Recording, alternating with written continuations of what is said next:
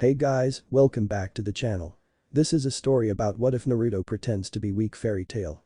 Before I start, please support for more amazing content and do consider subscribing to my channel and share this video with your friends. This is written by MrFoxHoundSir and link in the description and support writer. Let's start the video. Welcome to Fairy Tale. The Valley of the End. How nostalgic. A blond man muttered as he stared across the ravine at a raven-haired man who stared disinterestedly back at him. The blonde was wearing a white cape with flames licking the bottom, seemingly alive as it shifted in the wind. He was tall, and his frame spoke of the power held within. He also wore a pair of red pants which held two weapons pouches on either side of his hips. Across his forehead was a metal plate with a symbol of a leaf. Along his face were 3 whisker marks on each side. His sapphire blue eyes stared at the man across from him with a detached expression as he mumbled Sasuke. The man, Sasuke, wore a blue hakama, a white guy, and his obi was a purple robe that formed a bow on his back. His raven-colored hair swayed in the wind as his dark onyx eyes stared straight through his opponent. At his side he held a katana in its sheath. Naruto, he mumbled audibly for the other to hear him. Naruto sighed. Sasuke, today is the day I end it all. He began as he pulled out a scroll and unfurled it a bit. I've already killed Madara and Kabuto, you're the only one left. Sasuke smirked as if you could dope. He taunted as he unsheathed his sword. I was, and still am stronger than you.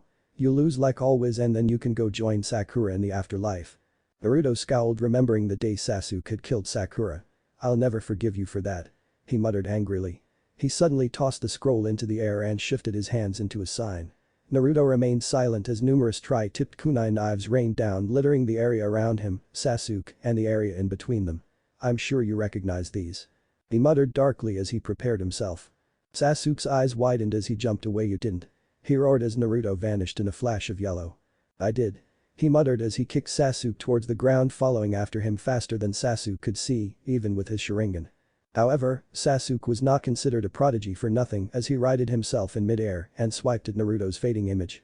You think your worthless father's technique will help you? He roared in defiance. It already has. Team Naruto whispered from behind Sasuke, a swirling blue ball of chakra in his hand. Rasengan. He shouted as he drove the mass of energy into Sasuke's back. Screaming in pain, Sasuke was launched into the opposite wall with a loud crash. Naruto disappeared and reappeared next to the crater as he reached in and pulled Sasuke up by the hair. You think that's enough to stop me? Sasuke whispered as his eyes shifted into Manjikyu. Think again.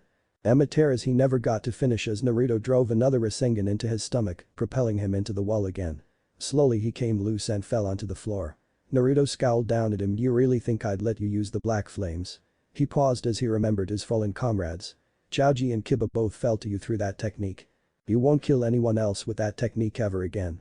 Naruto stated as he formed another Rasengan. Itachi took away your cursed form with his dying breath. He had freed you, but then you go to the man he wanted to protect you from. He knelt down next to Sasuke, who vainly tried to escape. Today he pulled his arm back. I correct the mistakes we made. He roared as he drove the ball home, killing Sasuke, his once-upon-a-time friend. Naruto jumped away and landed on the Shodame's head. Sitting down he cried softly, I'm sorry I couldn't save you earlier. He muttered as a strange light started to appear in the sky. Naruto. Naruto turned his head towards the voice. It was a lavender-haired girl with pale eyes wearing form-fitting pants and a loose purple sweater. Oh, thank God you're alright. She breathed a sigh of relief as she wrapped him in a hug. Hinata-chan. He mumbled as he kissed her. It's over. Sasuke is dead. He muttered as he held her closer to him. Kiba, Choji, and Sakura can all rest in peace now. He told her as she began to sob into his shirt. More figures appeared around him. That's good to hear, Naruto. It was a man with gravity-defying gray hair, a typical Jounin outfit, a face mask that covered half his face, and his forehead protector covered his left eye. His visible eye crinkled into an upside-down U, signifying that he was smiling. Kakashi-sensei. Naruto muttered as he looked around. Yamato, Taichu, Ino, Shikamaru, Lee, Tenten, Niji, Shino, Kurenai-sensei, Gai-sensei, Sai, and even Anko. You're all here. He muttered, surprised. Anko slapped him on the back with a hearty chuckle. There's more, but we got here first. She announced with a smile. Good work out there, brat. Naruto chuckled softly. Thanks, Anko. He murmured with a wide grin. It's all finally over. He mumbled softly as Kakashi jumped down to double-check Sasuke's corpse. Yamato patted him on the shoulder. Sakura would be happy, Naruto. He stated as Sai, who remained silent, nodded his head with a real smile on his face. Ino hugged him as Shikamaru patted his other shoulder. Thanks, Naruto. Maybe now Choji can rest in peace. Shikamaru muttered as Ino began to sob at the death of her friend. Shino nodded his head. Thank you, Naruto. He muttered softly as Naruto nodded his head. Her and I holding on to her child nodded sadly. Kiba was a good student, I hope he finds peace. She stated as she patted Naruto's head causing him to pout. Team Guy walked up and each congratulated him. Yosh Naruto-kun's flames of youth burn brightly today. Lee shouted as he pumped his hands into the air. Enton smiled down at him thanks Naruto, Sakura was a good friend of mine. Her smile turned sad as a tear escaped her eyes. Niji patted her on the back comfortingly as he nodded his head towards Naruto. Naruto, you really are a beacon of hope aren't you? He asked with a smile. Naruto laughed nervously. I wouldn't say that he trailed off as he noticed the light in the sky getting brighter. What's that? He asked pointing up. The group looked up and gasped. What is that thing? Ino muttered in shock and a bit of fear as the light narrowed in size. Hinata fearfully wrapped her arms around her soon-to-be husband. Don't take him away from me. She pleaded as she held onto him tighter. As if to spite her, the light suddenly shone on Naruto and he felt himself being pulled away. No. I will not be taken from her. He shouted in rage as the group frantically tried to keep him in place.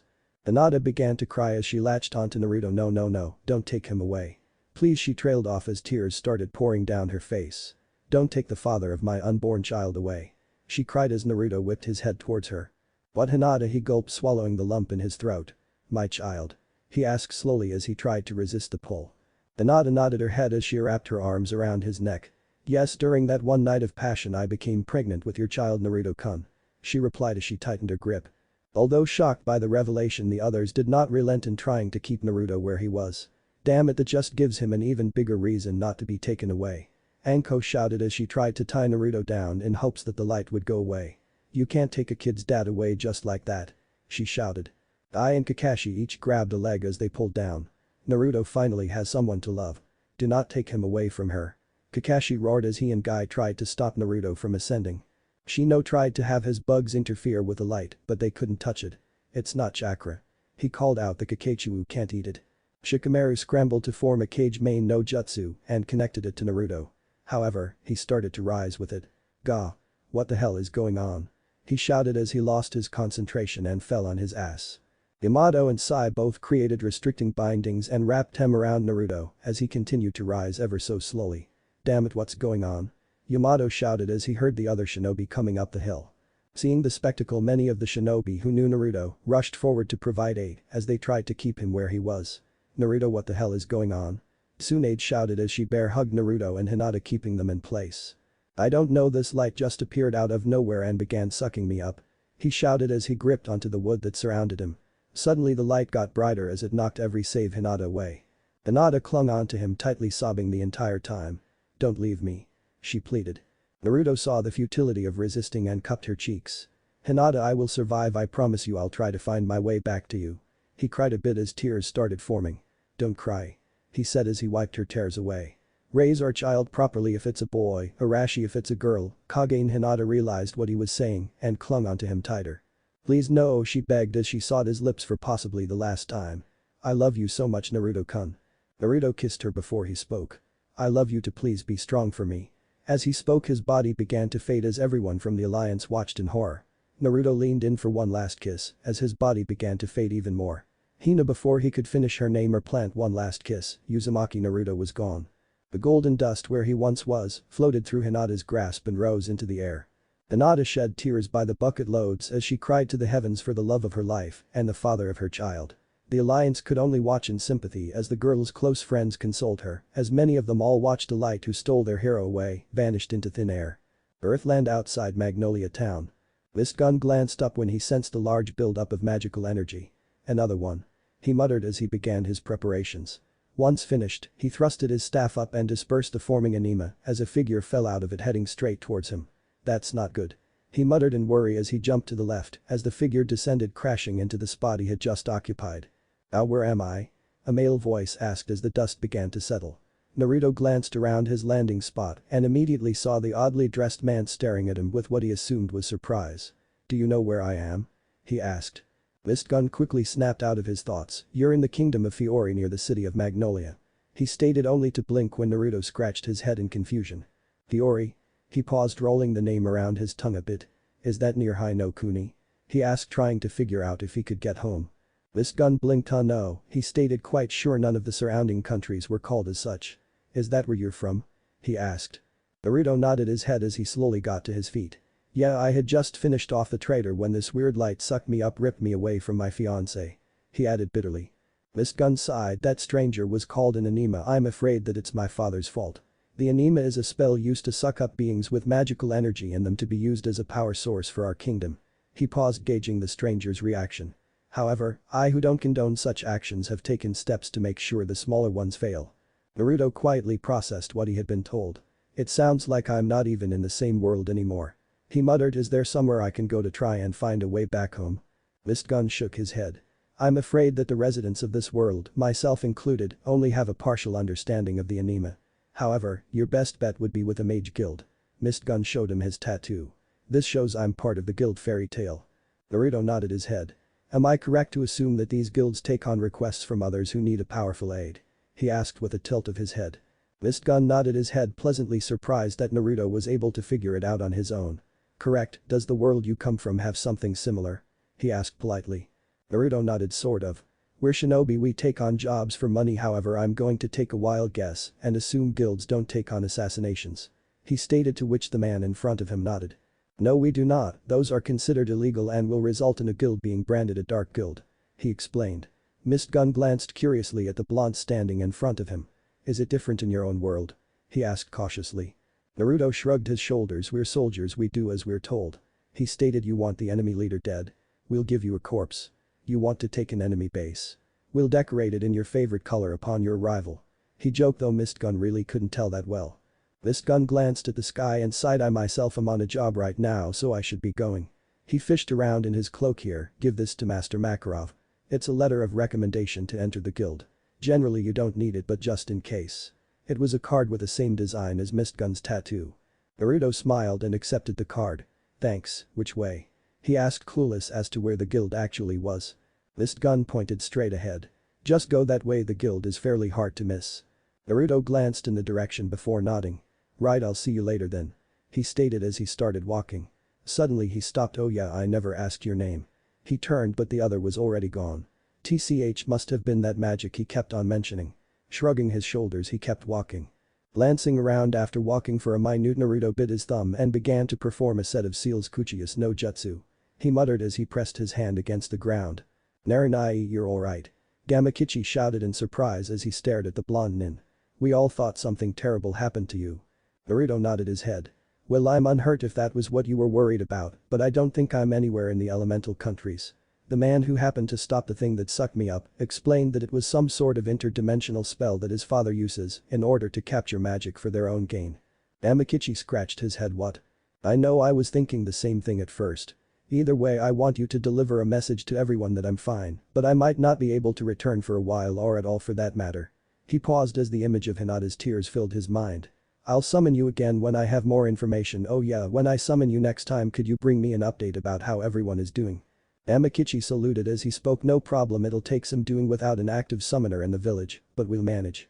He paused. We tried to reverse summon you, but it seems that we couldn't get a lock on your chakra. Naruto sighed. Alright. Anyways, I'll see you around, Gamakichi. The toad nodded before poofing away as Naruto continued to walk.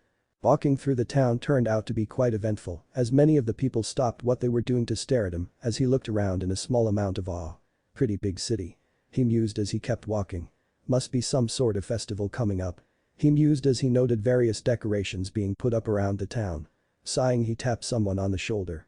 Hey, which way to get to Fairy Tale? He asked politely. The man he had asked turned out to be some shop owner as he kindly pointed to his left. Down that street and then turn right at the 5th intersection. Thanks. Naruto, following the man's instructions, stood in front of the large building with what he recognized as low-level coding, stating that the place was in fact the guild he was looking for. Do I just walk in? He wondered aloud, ignoring the rumbling happening inside. Well, whatever. Opening the door, Naruto blinked as a small brown came hurtling at him. What? He managed to ask just before the thing hit him. The mug, as he realized the object to be spilled its contents all over the poor blonde who calmly spat out the beer that had trickled into his mouth. The guild, who had turned their heads to face the newcomer, watched in anticipation, wondering what their visitor would do. Who's he? An older man asked as he glanced at his smoking friend. Who knows? The man responded as he puffed his pipe. The pink-haired boy laughed loudly as he pointed at Naruto. Ha, ha, ha, you got beer all over you, pal. He shouted as he clutched his stomach in pain. A blue cat shouted as he flew around. The black-haired boy next to him scoffed as he began to remove his clothing, though he didn't seem to notice. Natsu, don't be an ass, what if this guy is with the council? He asked as he glared at the now-named Natsu. Naruto coughed into his hand rather upset at being ignored. Yeah, can I get a towel? He asked as he gestured at himself. And the name of the person who hit me with this spear? He added sounding completely innocent. The girl who Naruto assumed was the barmaid quickly provided him with the requested towel and the name. Hello, my name is Murahin. She stated as she bowed politely. And it was probably she paused to look around. Natsu who threw it though maybe it flew because he slammed someone into the table. She wondered as she rubbed her chin and thought. Naruto nodded his head absently surprised by the rather large amount of beautiful women around. They don't compare to Hinata though he thought loyally of his fiancée. Thanks Murahin-san. He mumbled as he picked up a beer and turned towards the rosy-haired youth. Without warning he threw the mug as hard as he could straight at Natsu's head. Eat it punk. He roared as the mug hit its target. The crowd sweat dropped well that was expected. They mumbled in unison as Natsu turned on the blonde angrily. What the hell man? He shouted as he charged forward intent on punching Naruto's face in. You poured beer over my head. Naruto grabbed his wrist and turned as he squatted as low as he could all the while pulling Natsu with him as he suddenly stood straight and brought Natsu down in a perfect seoinage. That was for ruining my favorite jacket. He muttered angrily as he released Natsu's wrist and turned back towards Murahin who blinked in surprise. So where do I sign up? He suddenly whipped his fist up over his right shoulder conking Natsu right in the face, causing him to stumble backwards. So you want to join Fairy Tail do you? An elderly voice asked as a rather small old man smiled at him. Yeah, I met a hooded guy in the forest and he gave me directions here when I asked where the nearest guild I could join was. He paused considering his story. Never got his name though. He pulled out the card. Here. And gave it to the old man who he assumed was Master Makarov that Mistgun had told him about. Makarov glanced at it before widening his eyes. This is Mistgun's. He mumbled out loud surprising the guild. Well if he says you're good enough then all I can say is welcome to Fairy Tail. He shouted as everyone raised their beer mugs high into the air. Cheers for the new guy. They shouted as they all downed their drinks. I'm going to kick your ass. There was that too. And? Last time? Makarov glanced at it before widening his eyes. This is Mistgun's. He mumbled out loud surprising the guild. Well if he says you're good enough then all I can say is welcome to Fairy Tail. He shouted as everyone raised their beer mugs high into the air. Cheers for the new guy. They shouted as they all downed their drinks. I'm going to kick your ass. There was that too. Introductions. Naruto smirked as he sat at a table drinking a beer. Interesting people. He muttered amusedly as he looked around the guild blatantly ignoring the hot-headed Natsu who was screaming at him for a match. Can you say something Natsu? He asked turning his attention to the pink-haired boy. The blonde girl, Lucy if he remembered correctly, gawked at him he's completely comfortable here already. She screamed in shock as her eyes bulged and her jaw dropped. Aye he totally is. The cat happy announced as he held a paw over his mouth hiding his laughter. Gray rubbed his head annoyed Natsu give it a rest already, it's obvious he ain't going to fight you. Shut up Gray. I'm going to beat his ass. Natsu screamed as he finally decided to charge Naruto head-on instead of trying to goad the blonde male into a fight. Take this. He roared as he thrust a flaming fist at Naruto's face. Natsu stop. An armored red-haired woman shouted as she stormed over intent on stopping Natsu from harming the new member. However, there was no need for her to do so as Naruto, quick as lightning, tilted his head to the side while grabbing onto Natsu's arm and hitting him in the stomach with enough force to knock the wind out of the boy shifting his grip. He lifted Natsu as high into the air as he could before slamming the boy back down into the ground with a loud thud. The guild stopped everything as they watched in awe of Naruto's efficiency. Oi he took Natsu out without a sweat. The smoker from earlier mumbled to his purple-haired friend. That he did Wakaba. That he did. Mikao replied as he watched Natsu struggle to his feet. But Natsu ain't that easy to keep down. 5,000 jewels on the new guy. Wakaba responded instantly Mikao grinned you're on. Natsu shook his head shaking the blurriness out of his eyes as he grinned at Naruto. I knew you were strong. He stated as he got to his feet. Now I'm even more pumped up to fight you. Naruto raised an eyebrow you're not very bright are you? He asked rhetorically causing a few snickers to rise amongst the crowd. But if it will get you to leave me alone for now I'm all for it. Hold it. The red-haired girl from earlier shouted as she stepped between the two. Take it outside we just rebuilt the guild. She barked at them with a glare that threatened pain if they didn't comply. Natsu gulped nervously a bit before nodding his head fine Urza we'll go outside.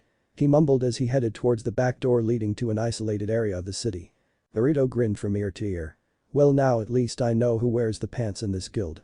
He called out mockingly, causing Natsu's ears to burn red with anger. He wasn't the only one either, as many of the men of the guild glared at Naruto's laughing form. Urza also glared at him as she asked in a deceptively calm voice, "And pray tell me what you mean by that." She pulled out a sword for good measure. Naruto rotated his neck a bit as he started to jump up and down to get his blood pumping.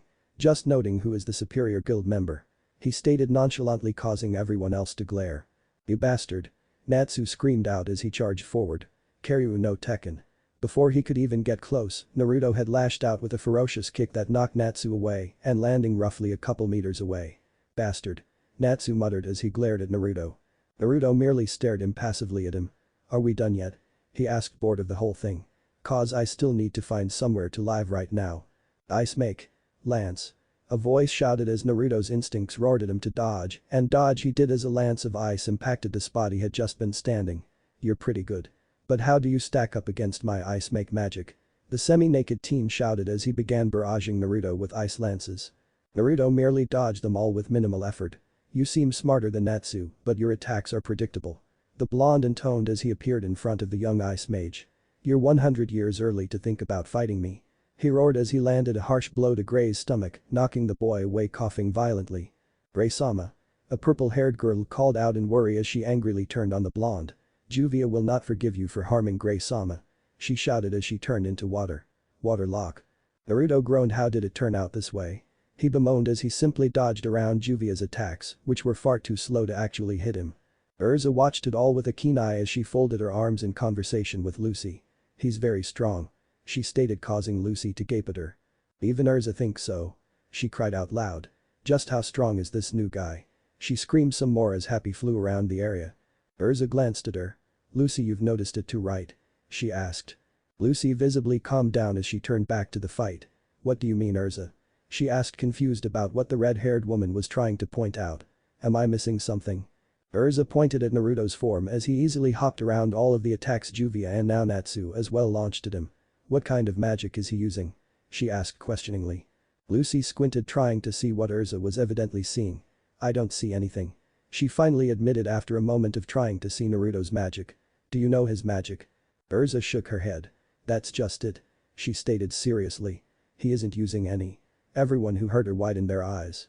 "I've been trying to sense it since the fight started and he hasn't used a single bit of magic the entire fight." Levi, a book lover and a member of the Team Shadow Gear, stared in shock. "No magic?" she asked in disbelief. "There's no way anyone should be able to keep up with those two without magic." Makarov glanced at Urza. "Urza-chan, why don't you see if you can coax his magic out?" the guildmaster asked mischievously as Urza smirked. "Do be sure not to harm the guild or the city though." Stretching her arms out, Urza nodded her head. "As you wish, master," she acknowledged as she re-equipped a sword and took a stance. "I will force him to show us his true ability," she stated ominously as she charged forward. "Master, isn't that over the top?" Levi asked worriedly, watching as Naruto simply dodged Urza, his primary focus still on Gray, who was shooting lance after lance. "Naruto-san might get hurt." "Don't make me laugh," a new, deeper voice stated, causing Levi to jump in surprise. "Gajul-kun," she muttered as he stared at the fight. "There's no way those four will make him serious, just look at him.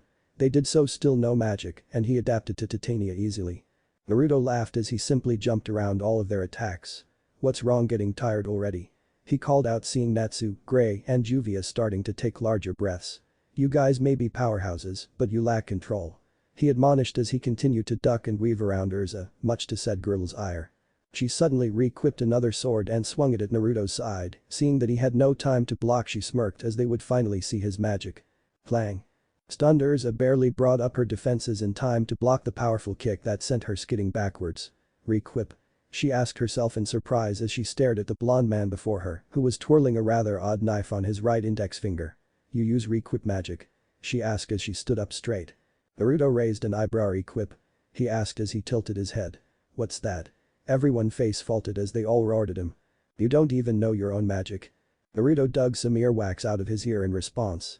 "It's not magic," he stated simply. He straightened out his arm and slid his kunai knife towards his sleeve.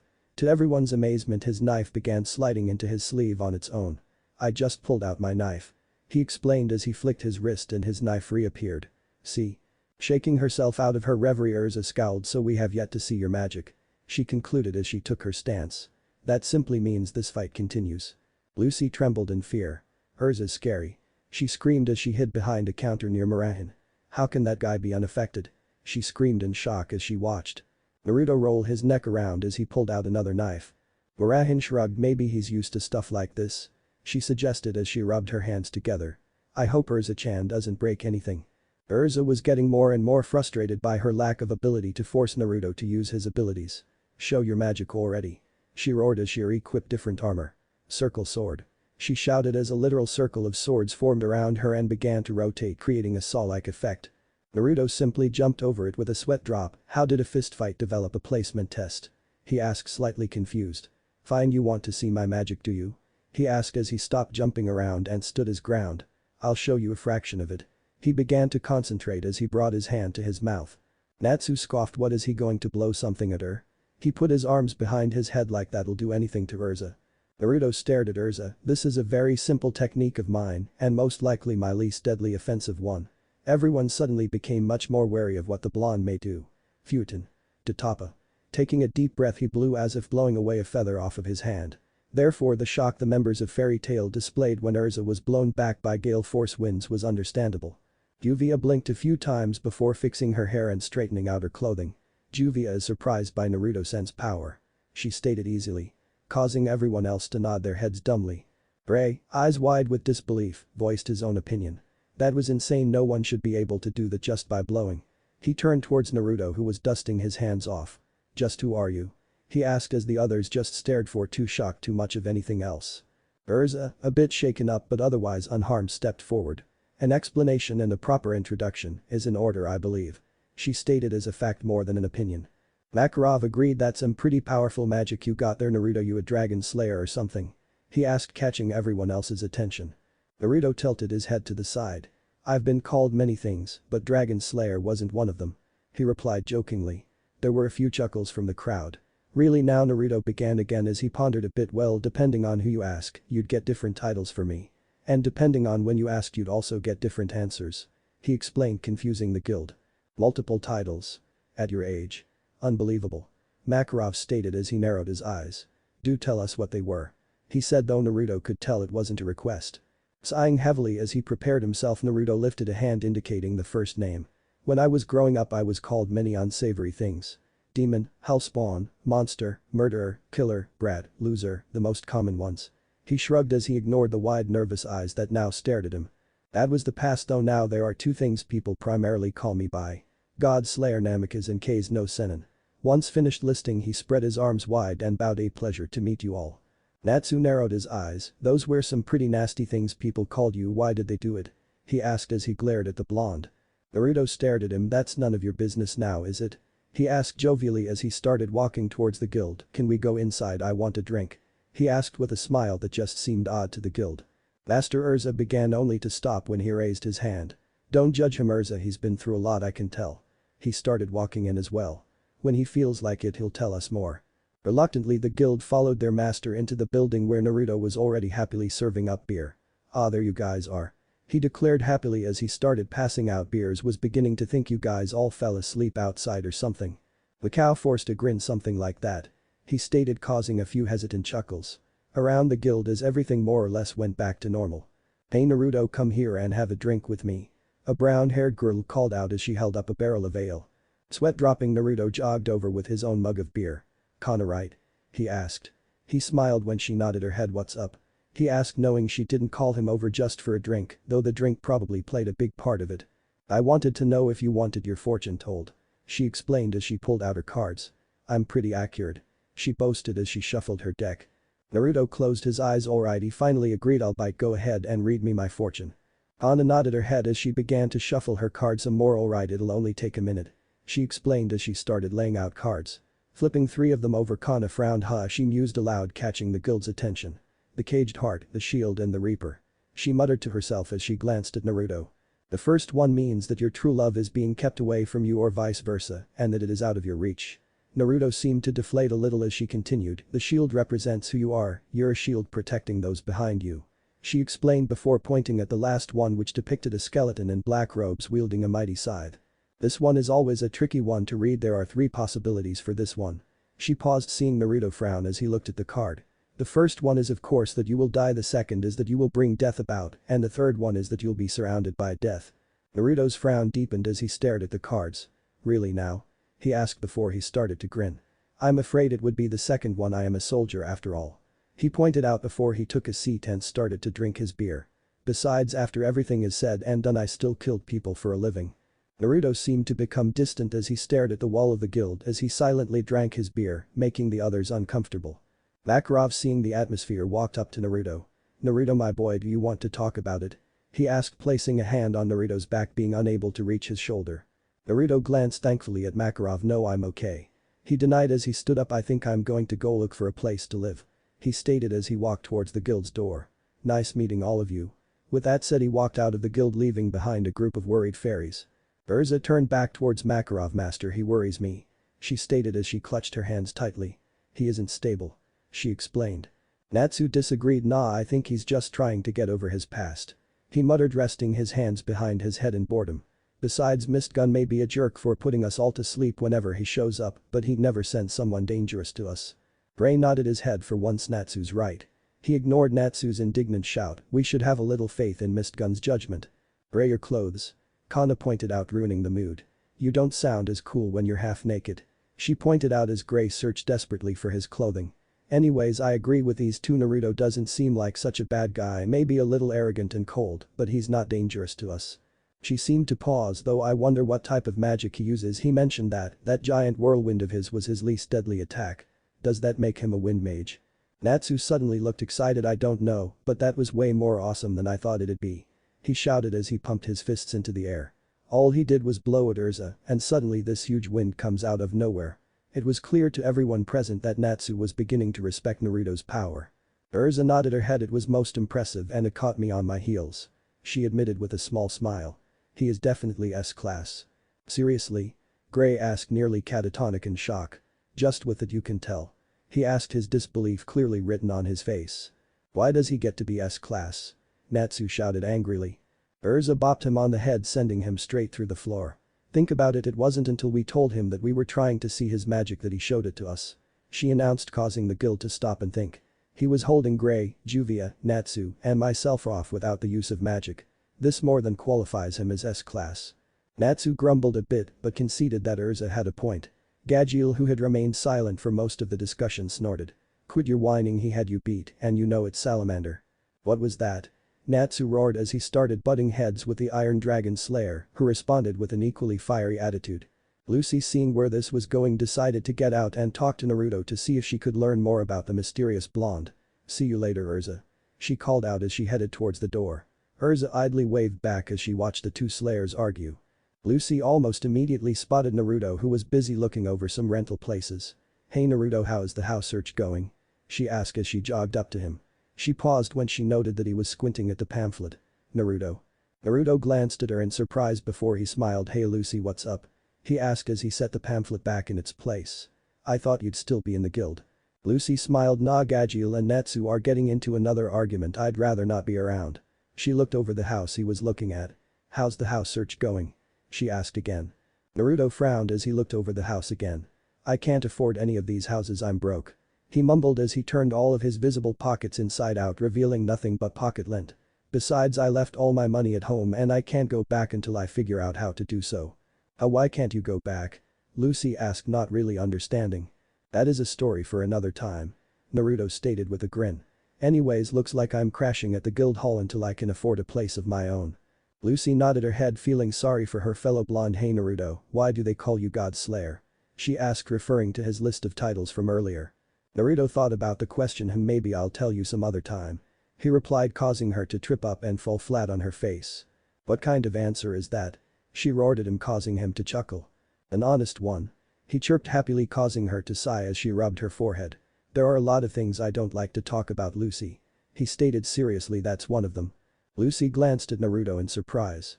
"You had it really rough, didn't you?" she asked rhetorically, already knowing the answer. "Yeah," he answered anyways as the two walked back towards the guild at a slow pace. "You could say that." Lucy suddenly got an idea as she turned to face him with a smile on her face. "Hey Naruto, I'm kind of an author in my spare time, you mind if I use you as a character?" Naruto stared at her in surprise before he chuckled. "Only if I get a really cool role," he stated with a laugh, causing her to laugh as well. Deal. With that said, she shook his hand as the two walked back into the guild. Last time. Lucy suddenly got an idea as she turned to face him with a smile on her face. Hey Naruto, I'm kind of an author in my spare time, you mind if I use you as a character? Naruto stared at her in surprise before he chuckled, only if I get a really cool role. He stated with a laugh, causing her to laugh as well. Deal. With that said, she shook his hand as the two walked back into the guild. Brawl. Naruto was at the door when the words of the earlier fight rang in his head. I'm an idiot, he thought glumly as he palmed his forehead as Lucy happily entered the guild. I could have told you that. The Kyuubi spoke from his mind. Shut up, I think I know how to get them to disbelieve everything I said, Naruto hissed inwardly as he headed straight towards the bar, purposely swaying as if drunk. Murahin-san, another. He called out drunkenly. Naruto, are you drunk? She asked in surprise. Lucy, did he drink outside of the guild? She called over to the celestial spirit mage. Naruto's really out of it. She stated worriedly as Naruto swayed a bit in his chair. No, he didn't drink anything at all. The blonde girl stated as she made her way over to them. He only had that one beer when he came in before the fight. Naruto saw his chance. What do you mean I'm drunk? He asked angrily, manipulating the blood to form a blush on his cheeks. I'll have you know I'm completely sober. You mean sober? Lucy asked as Urza came over to see what was wrong. That too. Naruto shouted as Mira warily gave him another beer. I was sober enough to fight those 15 people earlier. He continued as he chugged down the beer, spilling some of it on purpose. Urza blinked. 15. There were only 4 of us. She paused as if thinking. And it's sober, not supper. That's what I said. Naruto shouted, glaring at her. I said I beat up those 20 guys easily. He shouted drunkenly, trying to make an ass of himself so that everyone else would play his earlier fight off as dumb luck. Murahin frowned. I think it's time you went to bed. She stated as she started dragging Naruto towards one of the rooms for the guild members who couldn't make it home. Urza sighed as Naruto complained the entire way. If he was drunk when we were fighting, she mused aloud as Gray and Natsu made their way over, glaring at each other the entire way. What do you think, Gray? Gray rubbed his head and thought. Well, if he was drunk while fighting us, his success might have been a fluke. He admitted as Natsu fumed. And believe it. He was drunk. He raged as he pounded his fists together. I'll beat his ass next time. Makarov stared at the door Murahin had dragged Naruto through and thought. Master? Urza asked as she turned towards him. Is something wrong? Shaking his head, the diminutive master grinned. Nothing at all. He cheered as he downed another beer. That kid, he mused, glancing at the door again. Kana laughed as she slapped her knee. So he was drunk the entire time? She roared with laughter. No wonder he was so depressed. She shouted. Elfman folded his arms. Real men don't show their weaknesses so easily. He declared, glaring at the door. Naruto listened intently to their conversations as he allowed Murahin to put him on the bed after she had hit the back of his head. In an attempt to knock him out, she had failed, but he let her think it worked. Sounds like they bought it. He muttered to himself, I swear you are the luckiest human to ever walk the universe. The Kyuubi muttered with a mighty sigh. Naruto ignored the fox in favor of sleep. When morning came around, Naruto was awoken by a furious pounding on the door, grumbling, but remembering the act he used the day before, he let out a moan. Not so loud. He stated as he got up and walked over to the door, putting on his best hangover impression. I have a hangover. He continued as he opened the door, only to be high on the nose by a worried Murahin. Ow. He didn't have to fake the pain, as strong as he was, a blow to the nose was always painful. Dropping to the floor, cradling his face, Naruto sent a baleful glare at Murahin, who chuckled nervously. Naruto-san, the Miss Fairy Tale competition is about to start. She stated, catching his interest. The what? He asked, confused as he stared at her. The Miss Fairy Tale competition is where we decide who the prettiest girl in the guild is, and the winner gets 500,000 jewels. Naruto sighed. Can't stay, I need money, and I don't really like the idea of staying as a resident in the guild. He explained as he walked out of the room, still in the same clothing he had worn the day before. There are a lot of things I need. He mused aloud as he walked over to the request board. There was a sign there that read, no requests are available until after the festival, so have fun you fairies. Naruto's eye began to twitch at a worrisome pace. Murahin approached him cautiously. Naruto-san? She asked, reaching out to touch his arm. Are you alright? She asked, worried that he may do something rash. My life sucks. He stated as he glumly made his way over to an empty table and sat down. Just as he sat down, Urza walked in and spotted him immediately. Naruto, I need to talk with you. She shouted as she stomped over to him. Tell me honestly, how strong are you? She asked as she stood over him. Naruto paused in order to think. Not really sure, I try to avoid fights whenever possible. It was a bold-faced lie, but he kept a straight face while saying it. Urza narrowed her eyes and took a swing at him. Naruto saw it coming, but also knew she was testing him to see if he was really just lucky the day before. Don't want any secrets out, he mused as he decided to take the hit. This is going to hurt. As the fist connected, he felt himself propelled out of the seat and into the air, his body rotating like a corkscrew landing on the floor. Naruto took his time getting up, casting the illusion that the punch had really affected him. What was that for? He shouted in anger as he got to his feet. That really hurt, you know. He continued as he stared at Urza to see how she would react to his outburst. I guess it really was just a fluke, she stated as she turned away from him. You're not all that strong apparently. She continued as she walked towards a changing room with Lucy, who had just entered the guild hall. So cold. Naruto muttered as he dusted himself off. Can I get some water? He called out, needing something to drink. Naruto, fight me.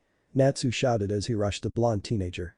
Fists bursting into flame, Natsu threw a right hook which Naruto dodged with feigned difficulty. You really are weak, aren't you? Natsu shouted angrily as he started attacking faster and faster. Naruto inwardly sighed as he continued to run from Natsu.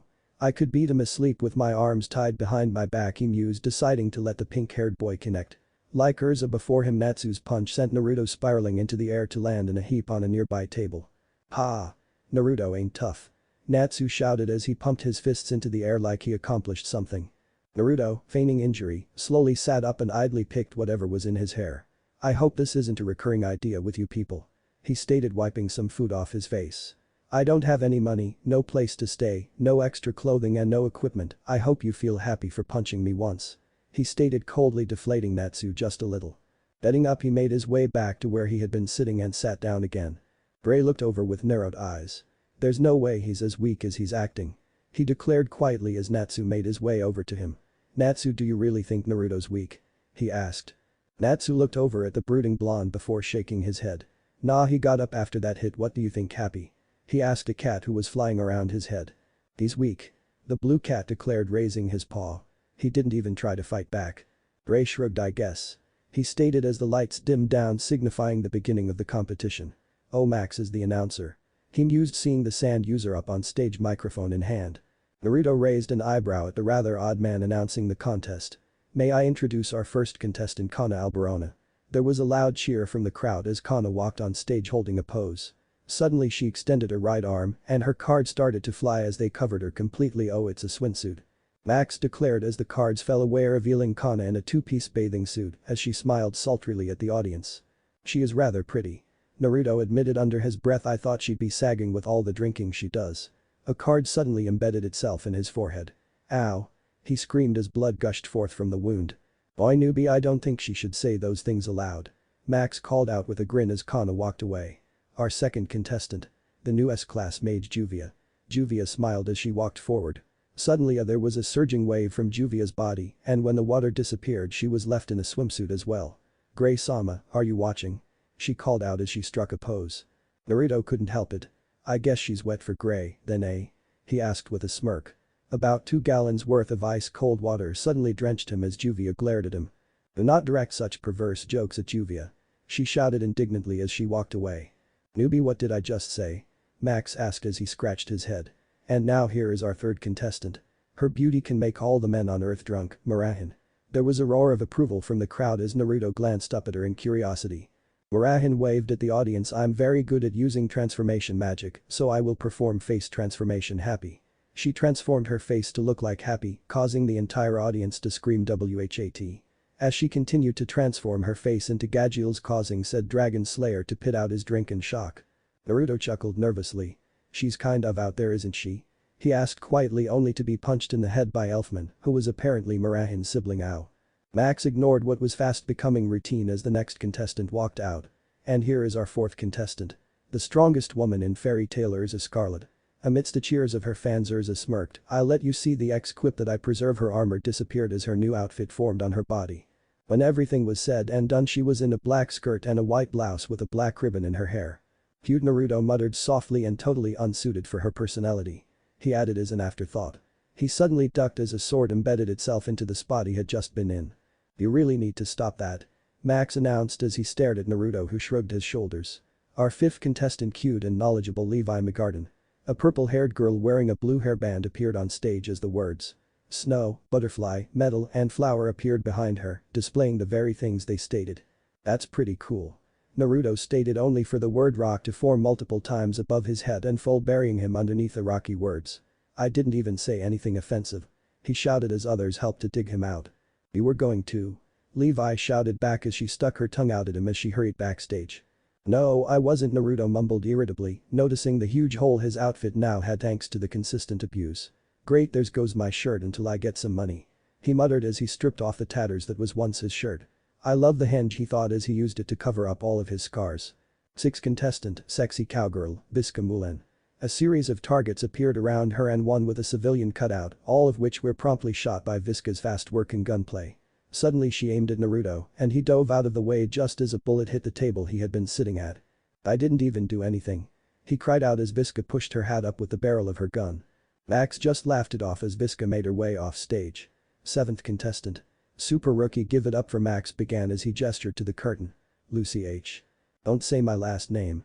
Lucy shouted as she rushed out and covered Max's mouth with her hands. Nervous about her performance, Lucy swallowed and pulled out her keys. Well, I'll dance with my stellar spirits, she stated as she got ready. Naruto raised an eyebrow. Cheerleader?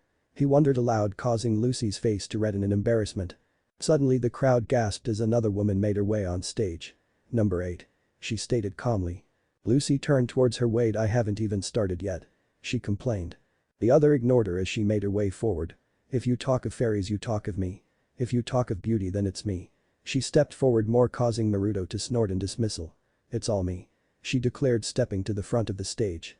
The green-haired lady held a fan to her face and smirked arrogantly. The champion shall be I, Evergreen. The now named Evergreen declared haughtily. Ooh. Get off the stage. Naruto shouted angrily. Non-contestants should be kicked out. He continued, angering the green-clad female. How dare you dismiss me so easily? She shouted at him. Why don't you look into my eyes and say that again? She barked at him. Naruto, don't look into her eyes. Gray shouted out a warning which was promptly ignored by the blonde youth as he stared into her eyes. Naruto twitched a bit, signifying he could feel her magic affecting him. Petrification, eh? He asked as he felt his body fighting off the effects of the magic she had cast on him. Too bad fairy eye techniques don't work on me, he declared, glaring into her eyes, channeling a minuscule portion of Kyuubi's chakra into his eyes to trigger the transition to red-slitted eyes. Startled, Evergreen jumped away from him. What are you? She asked warily as she backed up to the curtain. Naruto laughed good-naturedly as Max and other fairy tale mages helped guide the civilians out of the guild hall. I'm no one special, he stated as he sat down on the ground. The question is now, what are you going to do? He asked, smiling at her. Evergreen smirked as she burned the curtain. This, she stated as the curtain burned away, revealing the other contestants had all turned to stone. I know not why my petrifying gaze doesn't work on you, but it worked quite nicely on these girls, don't you think? She asked snidely as Makarov and the others glared at her. She turned those in the waiting room into stone, Max questioned as he jumped away from her. As Makarov moved to stop her, a bolt of lightning struck center stage, forcing everyone to back away save Naruto, who narrowed his eyes. Oi, fairy tale idiots, the man called out as his body formed from the lightning. This is where the real festival begins, he declared as two more men joined him on the stage. Laxus? Makarov gasped in surprise.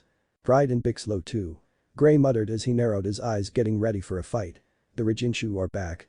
Laxus laughed loudly before turning his gaze onto Makarov. Why don't we play a game, old geezer? He asked rhetorically. Lucy trembled as she hid behind Naruto. What's going on? She asked fearfully. Why is Laxus doing this to his own guild? Naruto narrowed his eyes as he spoke loud enough for everyone to hear him. It's a coup d'etat, he stated, sending a wave of anger and disbelief through the gathered mages. This guy plans to usurp the position of master from Makarov, Naruto continued as he narrowed his eyes. I've seen those of his ilk before. Laxus laughed loudly at the statement. Well, so the newbie has a brain, he shouted in glee. What a miraculous change for once. Gathering his lightning, he sent a bolt at Urza and only missed by a fraction of an inch. I'll be taking these girls as hostages and I'll break them one by one if you break the rules. Coward. The word was whispered yet everyone heard it. Turning to the source, they found Naruto sitting on the ground, his right hand resting on his cheek. Laxus and the Rijinshu glared at him. What was that, you punk? Bixlo asked angrily as his dolls flew around. You take hostages to force us to fight nothing but cowards who are too scared to do anything without insurance, Naruto stated. I may not be strong like everyone else is, but I ain't a coward like you are. Laxus started to laugh again. Big words from a weak man, he shouted. The rules of the game are simple, the last survivor wins. Natsu couldn't help it anymore as he kicked a table high into the air. This is great, It's way too easy to understand, I'm pumped. He roared. Naruto shook his head. You're an idiot. He stated, pointing at Natsu. He's threatening to kill your friends and you think it's a game? He asked lowly. Laxus spoke before Natsu could. Of course it's a game and it starts now. And? Last time? Natsu couldn't help it anymore as he kicked a table high into the air. This is great. It's way too easy to understand, I'm pumped. He roared. Naruto shook his head. You're an idiot. He stated, pointing at Natsu. He's threatening to kill your friends and you think it's a game? He asked lowly. Laxus spoke before Natsu could. Of course it's a game and it starts now. Citywide fight. As soon as Laxus made his declaration he disappeared via lightning, as did the Rijinshu. Lousy cowards. Naruto muttered under his breath as he stood up. Spinning around he calmly walked towards the guild hall doors. Well, aren't you going to go stop them? He asked, looking over his shoulder impassively at the others. Shaken from their stupor, the other mages gave a shout of agreement as they rushed out of the guild in search of the rogue members of the guild. As Makarov made to follow, something impeded him from following them through the door. Master? Naruto wondered as he stopped and turned back to the old man. Seal?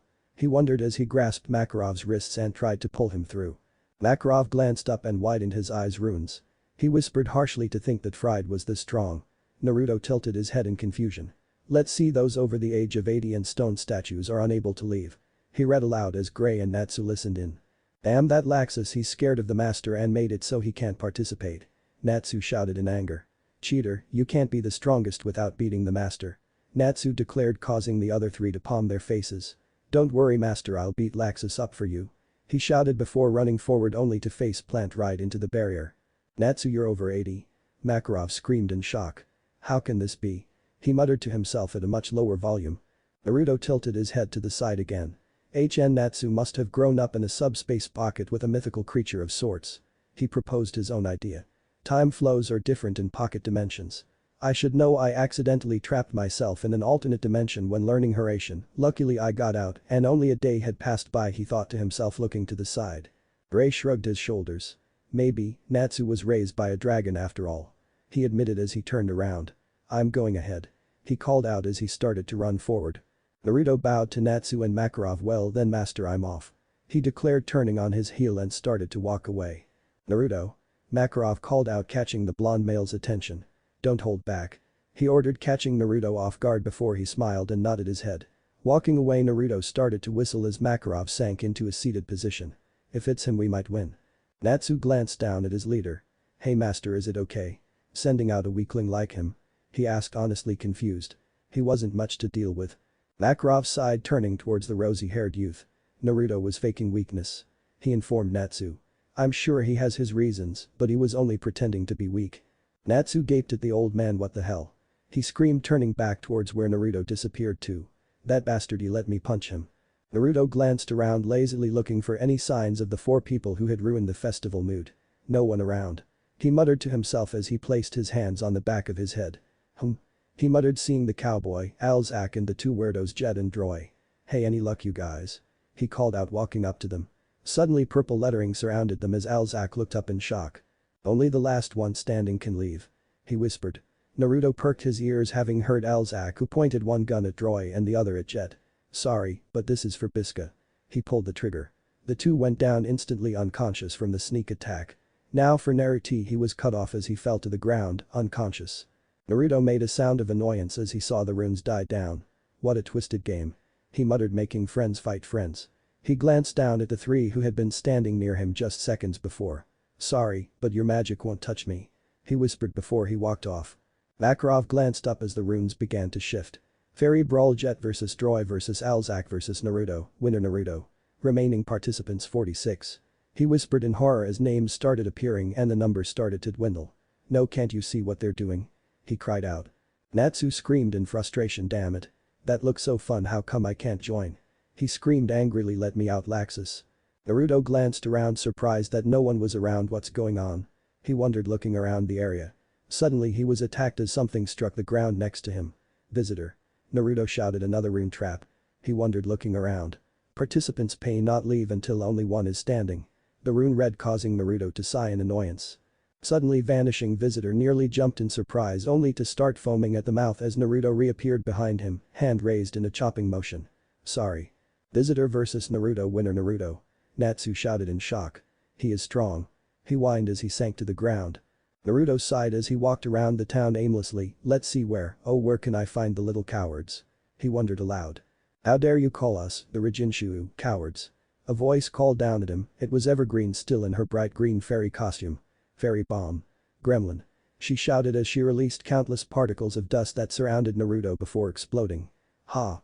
All talk and no bite. Evergreen boasted as she covered her mouth and began to laugh. That stung a little, Naruto called out from within the dust, cutting her gloating short. And you ruined my clothes. He stated, dispersing the cloud of dust with a wave of his hand, revealing that his clothing was burned and torn at various places, but otherwise unharmed. How did you escape? Evergreen asked in surprise, taking an instinctive step backwards. No one should be able to get out of that unharmed. Naruto cracked his neck to the side. Easy, you're weak. He declared, walking a few steps forward. Normally I'd take it easy since I don't really like the idea of being challenged to fights all the time, but for Master Makarov's sake, I'm not holding back too much. The last two words were nothing more than a whisper that Evergreen couldn't hear it. Weak? You dare call me weak?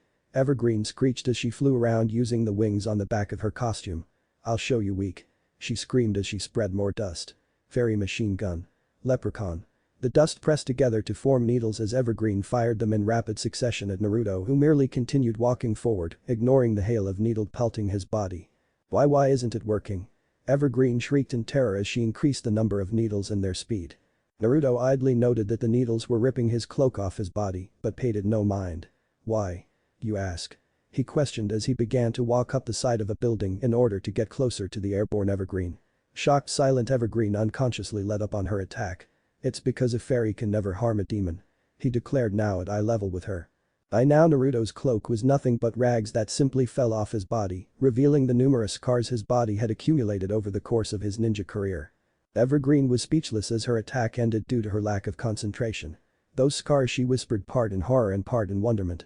No normal human should be able to move with those scars. She screamed, flying away from him. Naruto grinned as he pulled out a long length of chain. I already told you, didn't I? He asked, swinging the chain around a little to build momentum. I'm a demon. He swung the chain and before Evergreen could react, it had wrapped around her and brought her crashing to the ground. Jumping to the streets below, Naruto calmly walked up to Evergreen and knelt beside her. Now release the hostages, or should I find some ways to make you do what I want? Evergreen nearly screamed in terror as she quickly dispelled her petrification technique. It's done.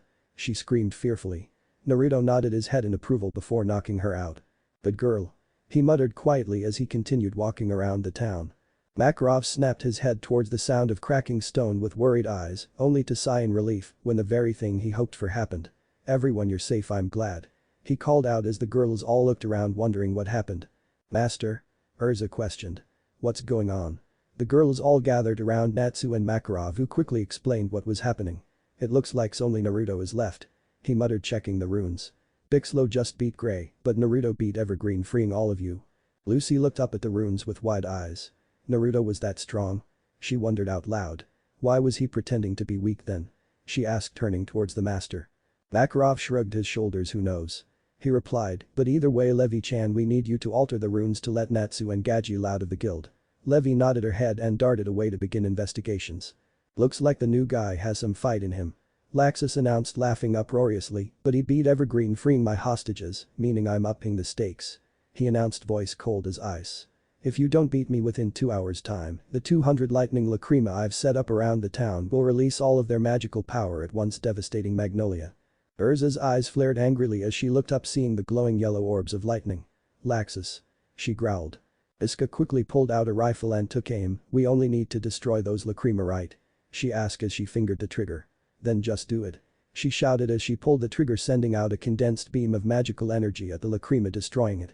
Biska smirked before she was struck by the backlash from the lacrima she had just destroyed. Biska. The others screamed as they rushed to her aid. Damn it, they have auto counters on those things. Kana muttered angrily. Marahin closed her eyes as she quickly turned around and left. Marahin. Urza called out as she followed her out of the guild hall. Makarov glared up at the orbs surrounding the town. Laxus, you've gone too far. He whispered harshly. Naruto stood on a rooftop looking up at the orbs in interest. A way to store various types of magic. I wonder if it'd work with chakra. He mused to himself as he took a deep breath. How many are still up and able to fight, I wonder? He asked. No one in particular. No one is coming to me. I wonder, can I use sage mode here? Seeing no harm in trying, Naruto sat down and took a meditative pose.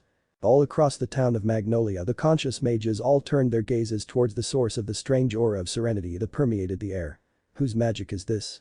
Urza questioned, trying to find Marahan, who had disappeared when Urza lost sight of her. Such a presence. She whispered softly. Makarov turned his attention to the source of the energy that brought a sense of calmness into his body. This magic. He whispered loud enough for the others around him to hear it. Master? Natsu asked, feeling an odd sense of calm. What's going on?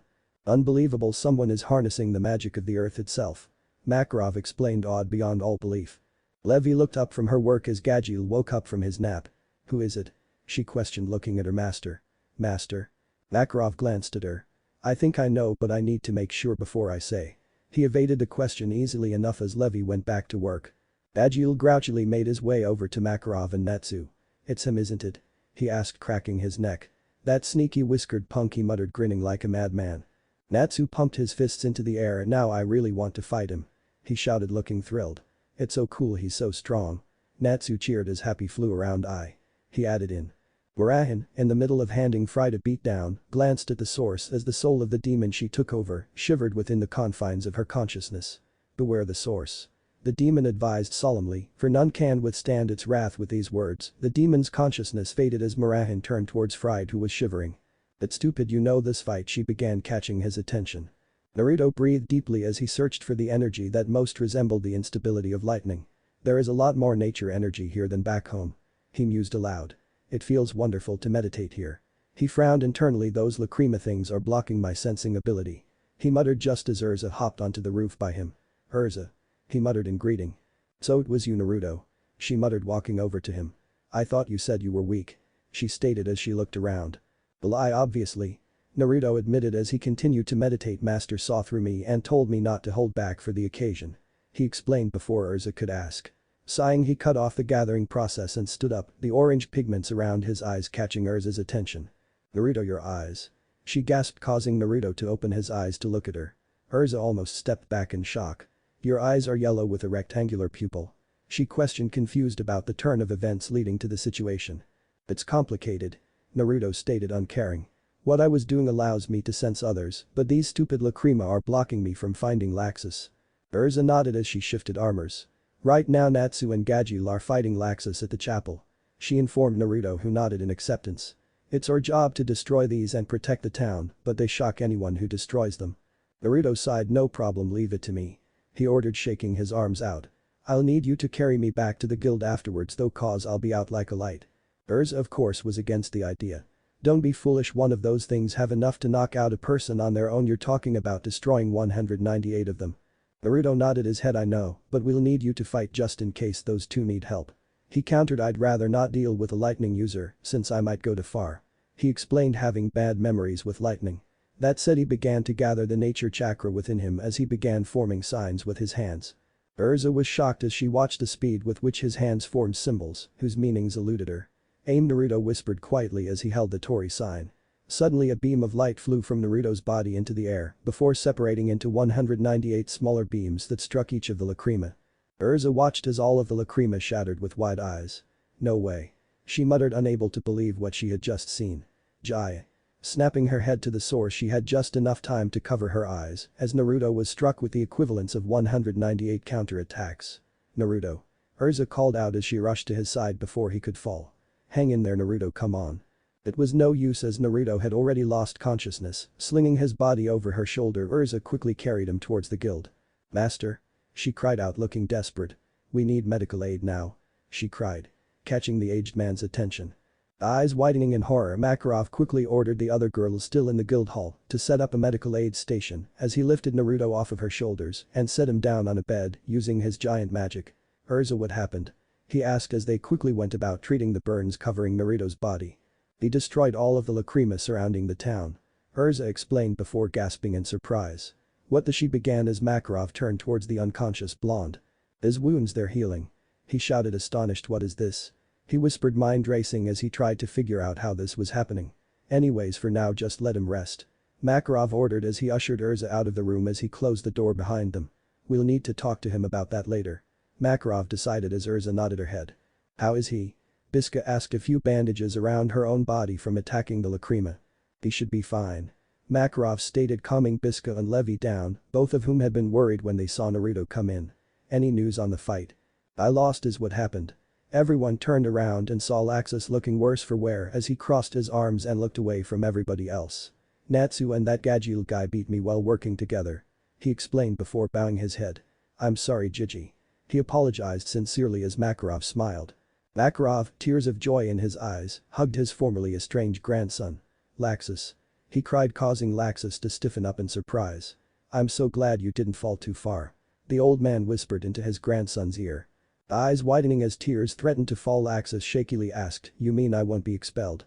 He asked, even though I did all that stuff. His voice was cracking by now and the girls thought it'd be best to leave the two alone as they left in order to aid all of the injured.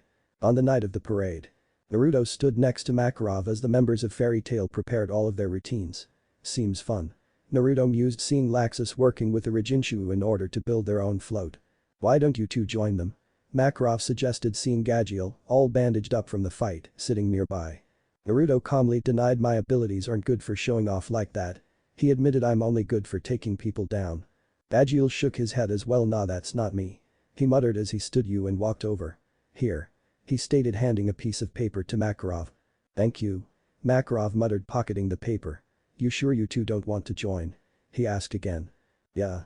Naruto muttered before walking away, I need to find a job or something, I'm flat broke right now. Naruto sighed as he sat down on the roof of a building overlooking the parade route. I wonder what Every will do. He muttered to himself as he rubbed his stomach. I haven't eaten anything since I came here. He whispered sadly. Here. Someone called out from behind him. Looking over his shoulder, he was slightly surprised to see Urza holding what looked like a lunch box. A thank you for what you did for the town. She explained, seeing his puzzled face. Naruto's eyes lit up as he happily accepted the offered food and began to eat it. It's good. He cheered as he continued eating. Thanks Urza, I haven't eaten in a while. Urza smiled, though her face was slightly pink. I'm glad. She mumbled before taking a seat next to him. Shouldn't you be getting ready? Naruto asked, wondering why she was sitting next to him. I've already prepared for the night. Urza stated, looking up at the purplish sky now that the sun was setting. I wanted to talk to you about the scars in your past.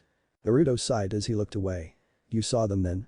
He asked quietly, his hair shadowing his face. My scars. Urza nodded her head. I'd rather not talk about it. He continued. A lot of bad memories come with these scars. Flashes of his childhood and Sasuke flashed to the forefront of his mind. Clenching his eyes shut, Naruto struggled to maintain a calm front lest he worry Urza, who was looking at him.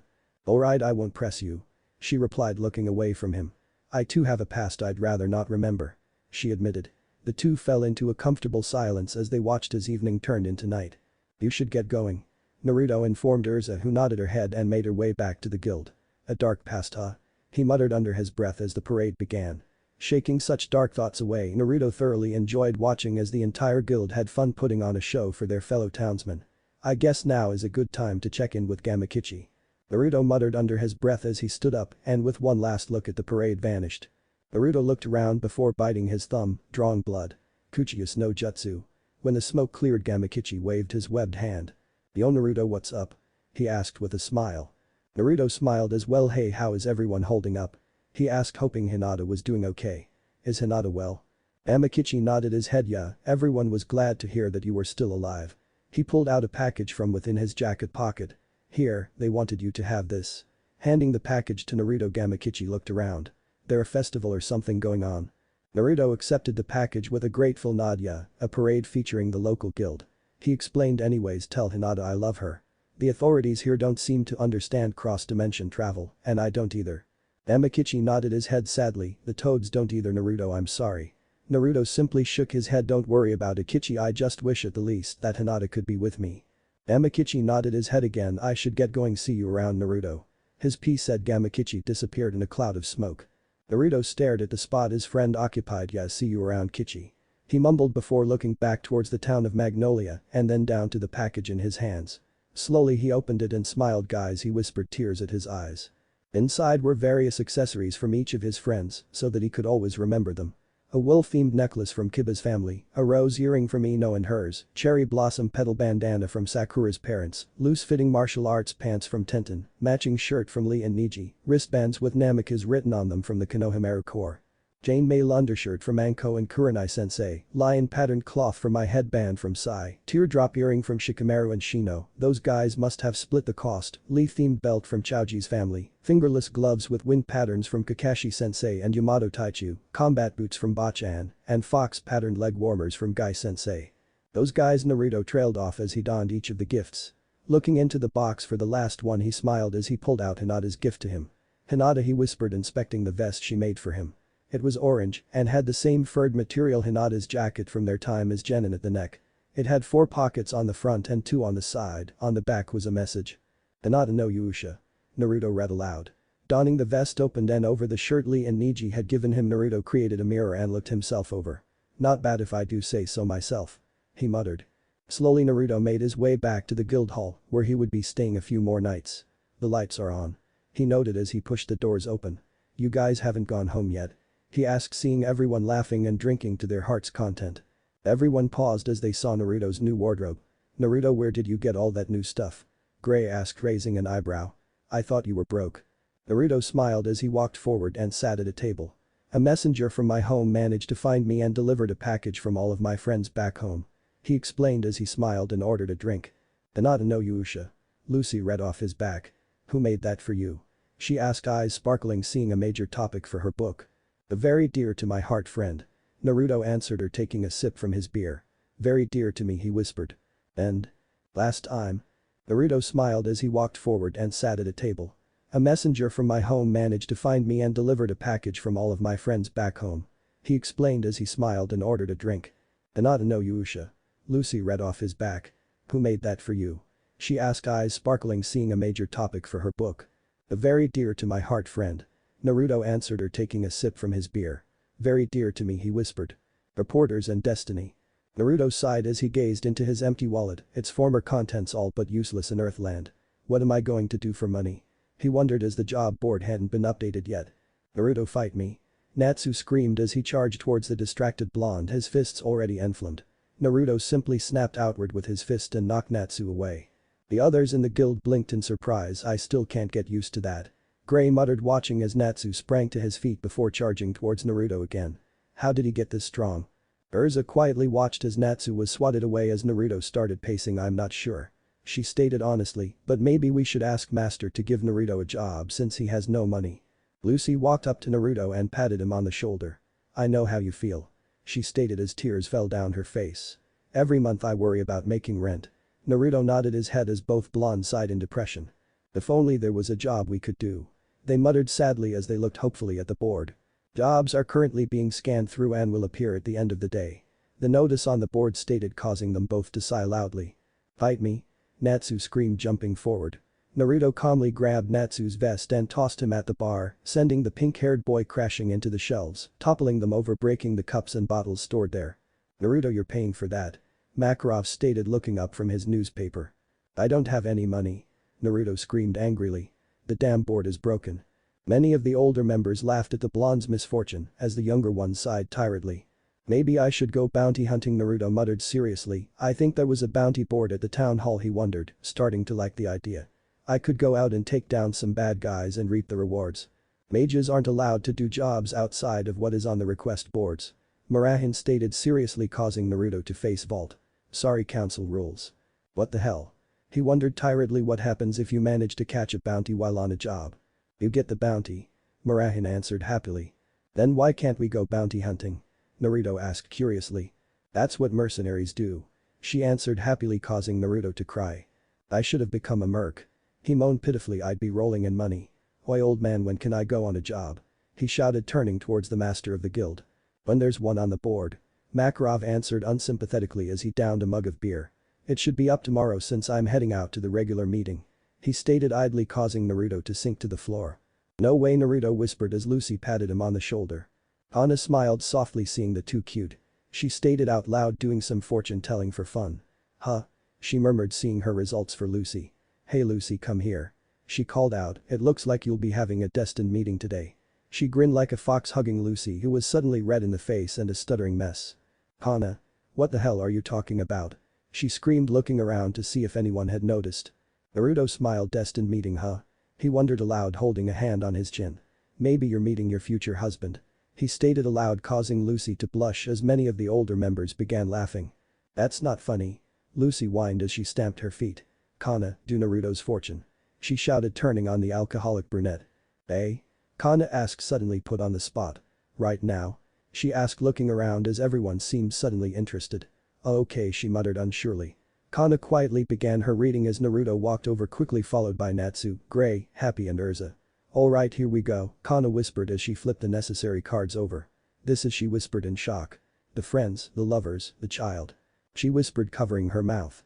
According to this, a close friend will become your lover and bear your child. Naruto blinked and instantly thought of Hinata. I see. He expertly kept any trace of his thoughts off of his face as he rubbed his chin and thought. That is rather interesting. He stated before shrugging it off. Well, whatever. He stated, walking away and towards the door. I'm going for a walk. He called out as the others shared a glance. Naruto sighed as he scratched his head seriously. What am I going to do for money? He asked no one as he walked along the water's edge. Be careful, Blondie. A couple of men on a boat called out in concern. Naruto waved at them and continued to walk. Maybe I should lighten some pockets, he mused silently as he turned a corner, reaching a bridge. The sounds of bodies crashing into each other could be heard. Are you okay? He asked, seeing a small girl, wearing a yellow and blue striped summer dress, feather-like ankle ornaments and blue shoes, rubbing her backside as her cat ran up to them. Wendy, are you alright? The cat screamed in a panic. You there? The cat screeched, turning on him. How dare you knock her over? To be fair, she crashed into me. Naruto answered simply. Rather, are talking cats normal in this area? He asked curiously. Cause there's a guy in our guild who has a talking cat as well. The girl, Wendy, blinked in surprise. Another cat like Cheryl? She asked. Ah. I apologize, my name is Wendy Marvell, sorry for bumping into you. Wendy, you don't need to apologize to a ruffian like him. Cheryl advised, offering Naruto a warning glare. They aren't worth the effort. Naruto scowled. Stupid cats, he muttered under his breath, looking away from them. Plastering on a grin, he turned back as if Cheryl hadn't affected him at all. I'm Namikaze Naruto, a pleasure to meet you. He greeted, bowing a little, surprising the two with a formality. Ah, pleasure. They greeted back, not wanting to be rude. So were you two touring around for the festival that just ended?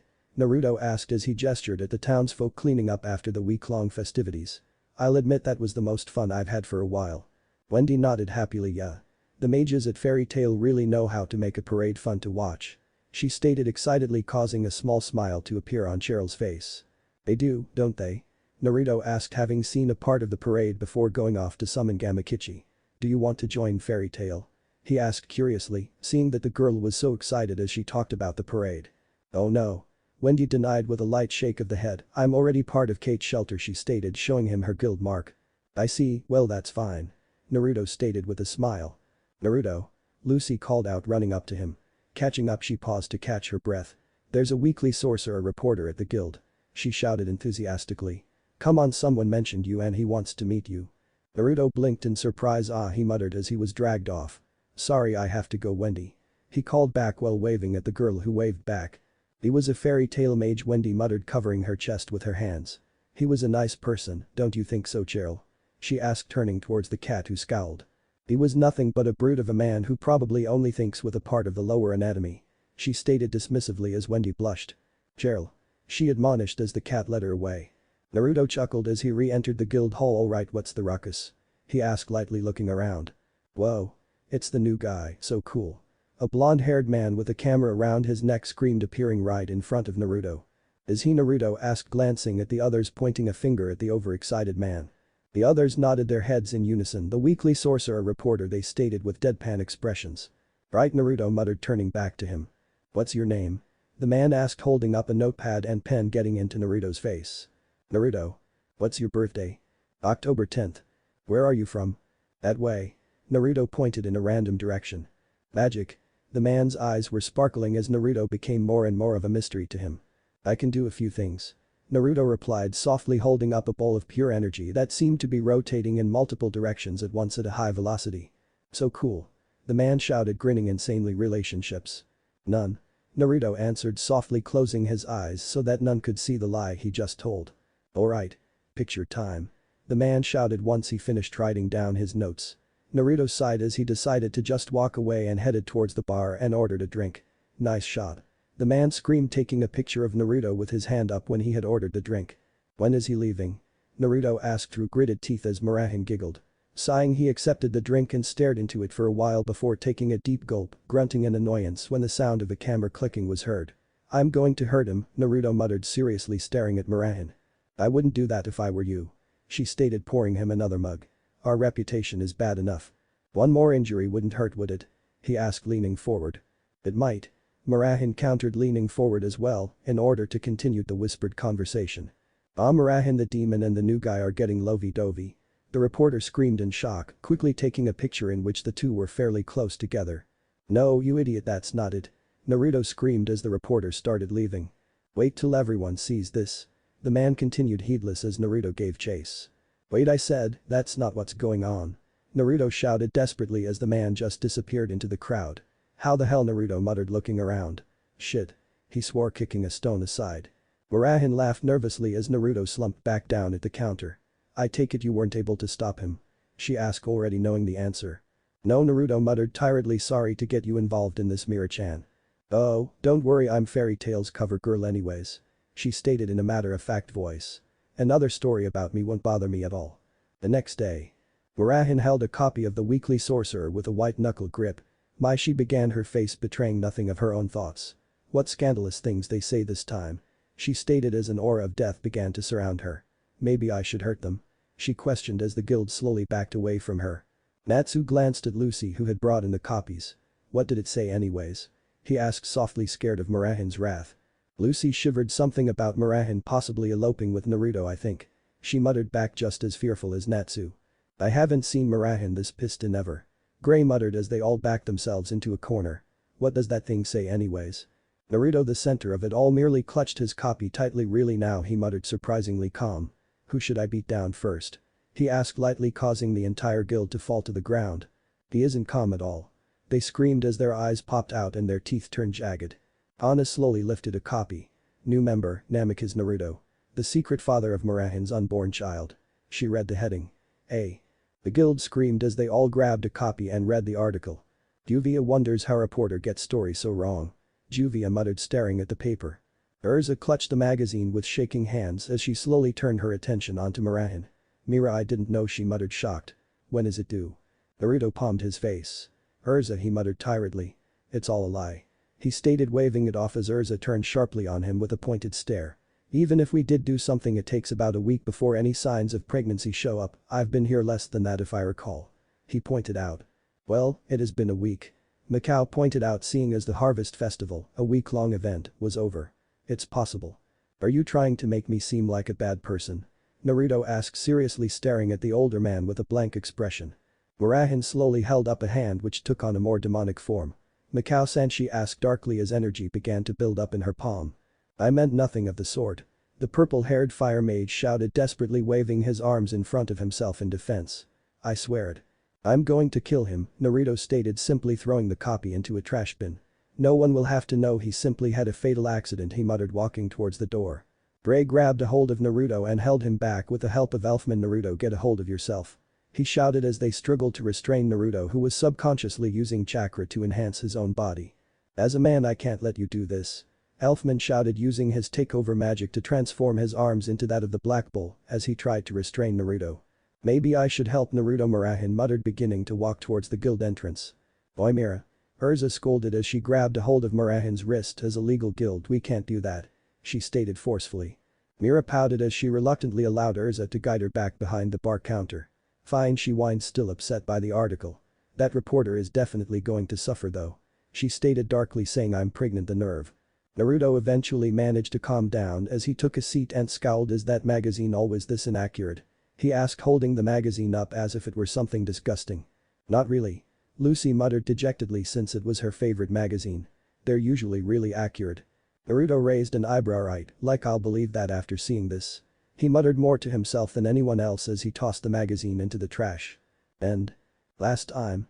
Naruto eventually managed to calm down as he took a seat and scowled. "Is that magazine always this inaccurate?" he asked, holding the magazine up as if it were something disgusting. "Not really," Lucy muttered dejectedly, since it was her favorite magazine. "They're usually really accurate." Naruto raised an eyebrow. "Right, like I'll believe that after seeing this," he muttered, more to himself than anyone else as he tossed the magazine into the trash. Naruto's first job. Naruto was ecstatic, and for good reason. Finally I can do a job. He shouted, pumping his fists into the air as he stared at the job board, which had been updated when everyone had gone off to bed. Let's see, extermination, capture, protect, he mumbled softly as he browsed, seeing that there were plenty of jobs for everyone. This one sounds good and the pay is nice. He muttered, grabbing one and walking over to the bar where Murahin was waiting for those who wanted a job. Isn't that a kind of dangerous one for a newbie? Mikao asked, looking over Naruto's shoulder. I mean, they want you to deal with a band of bandits near a volcano. He pointed out. So? Naruto asked, looking confused. I need the money, screw safety. Naruto muttered, handing the form to Murahin, who smiled at him. Bandits, huh? She asked, writing it down so that the job would disappear from other guild halls. Good luck, Naruto. I think Master has a special job for Natsu and his team. Really, they're that good? Naruto asked, looking over at the rosy-haired youth in some shock. Huh, learn something new every day. Mira covered her mouth to stop herself from laughing as she handed the mission request back to Naruto. Good luck out there. She waved as Naruto nodded his head and headed out the guild hall. Naruto smiled as he looked at his paper. Okay, just need to go to the city of Diamond Town. Where is that? He wondered, turning around and walking back into the guild. Hey Mira, which way to Diamond Town? He asked, looking sheepish as he stayed near the door.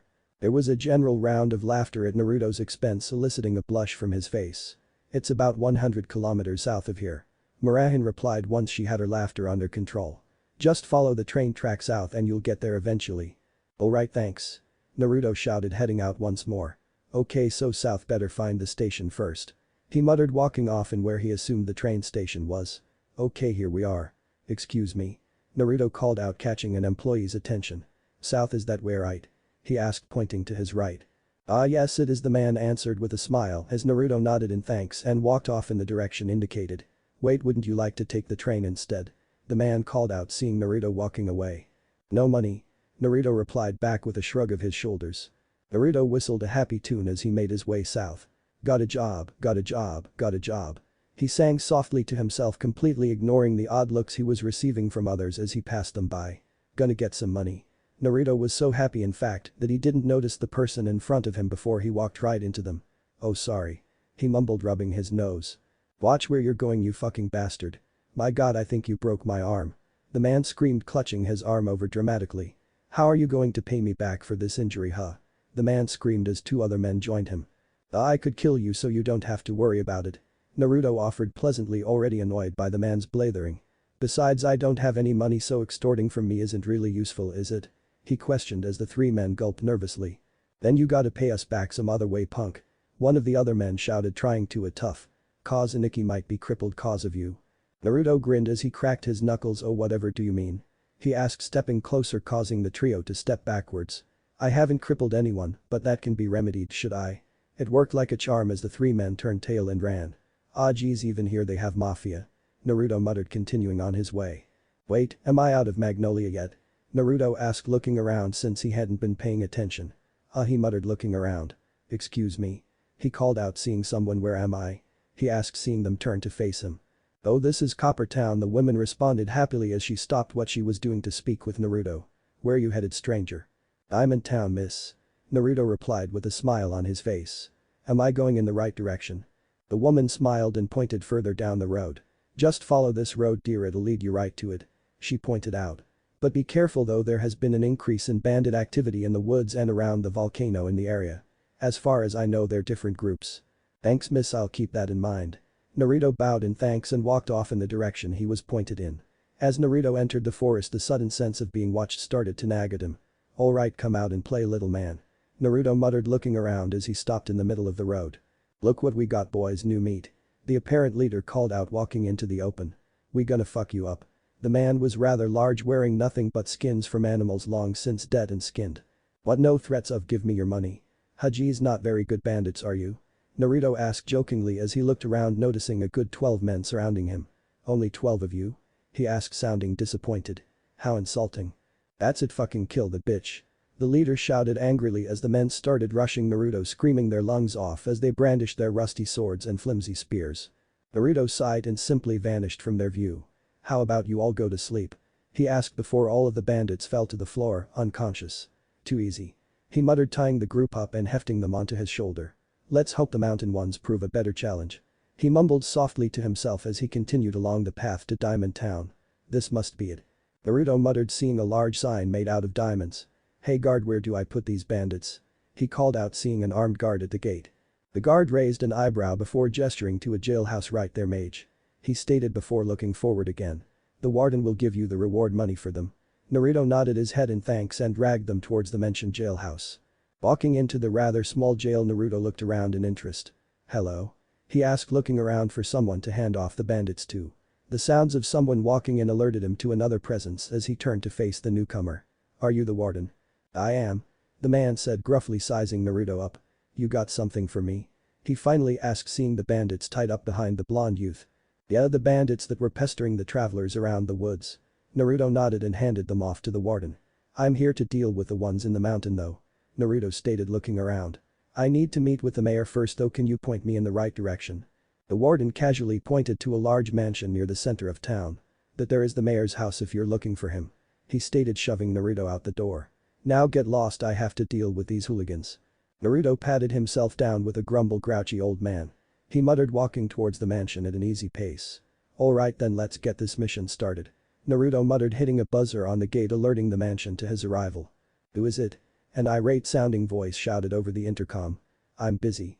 I'm here about the bandit sweeping job," Naruto responded, kindly ignoring the irritating voice with ease. "I'm from Fairy Tail," he added in as an afterthought. "Well, why didn't you say so? I would have opened up earlier," the man shouted as the giant gate swung open, allowing Naruto entrance. Come in, come in." Naruto nodded his head and walked into the grounds, quickly noticing quite a few armed guards around. Those aren't city guards, Naruto mused, seeing much better weapons on the guards around the house than on the guard at the gate. Wonder if this guy is even legit. Naruto silently slipped a blade between his fingers out of sight from the guards. "This must be the place," Naruto muttered, seeing a large door in front of him. Taking a breath, he knocked. Instantly the door opened up, revealing a portly man with two beautiful women on either side of him. "You must be the Fairy Tail mage," the man happily assumed as Naruto nodded in acknowledgement. "Great, I see they finally took my mission." "What is my mission exactly?" Naruto asked, cutting the man off. "All it said was bandit sweeping. I would like details if you can provide them." Naruto calmly took a seat and declined any form of drink from the two women. "Yes, the attack started about 2 weeks ago. At first it was just simple things like food, but it soon escalated to jewels to money. I'm worried that it might escalate even further to kidnappings," the mayor explained as Naruto nodded his head. "There are about 25 in each attack, so we decided to hire a guild to deal with it." "Why not just have your personal guards deal with it? You have plenty of them and they're well armed," Naruto stated, having counted well over 25 in his time within the grounds. "I can't do that, who would protect me while they were gone?" the mayor asked selfishly. "I can't take the risk of sending out my guards," he stated firmly as Naruto narrowed his eyes. "Why would you need so many guards in the first place?" he asked, slowly, giving no hint of his suspicions. "This house also acts as the storage facility of the diamonds we're so famous for," the mayor explained as he set his cup down. "Now I think you should get to your job. The bandits can be found in a cave network in the volcano." Naruto nodded his head and left the room and then the building. "Once he's dealt with them, kill him," the mayor ordered uncaringly as he resumed his meal, much to the two women's disgust. Naruto sighed as he headed towards the large volcano easily within sight of the town. Why would you build a town near an active volcano? He wondered aloud as he walked. "It's kind of stupid if you think about it," he muttered as he exited the town gate without any bother. "Oh well, whatever makes it easier for me." So about 25 thugs sounds easy enough, got to be careful though, it is an active volcano after all. Seeing a cave, Naruto decided to see if it was an entrance and walked up to it. Only for a giant spear made of rock to crash down where he once stood. Golems. Naruto wondered, seeing the earthen constructs rising from the ground. "Tch, that damn mayor lied, there are mages in this gang." Sighing, Naruto slammed his palms together, and when he separated them, "Let's dance." He was holding a solid steel bow staff. Twirling it around expertly, Naruto launched into action as the golems tried to hit him again. "Too slow," he roared, striking them hard enough to turn them to dust. The golems were slow and couldn't move very well, so Naruto had it easy as he casually destroyed each one with one swing from his staff. "Well, that was easy," Naruto muttered, walking into the cave. "Alright, I know someone's in here," he called out, holding the staff in his hands. "Come on out, bandits, make it easy for yourselves and surrender." The sound of moving rock sounded above him as Naruto glanced up. "You think we're stupid, mage?" a voice asked from the shadows. "We know why you're here, that traitor of a mayor hired you to clear us out."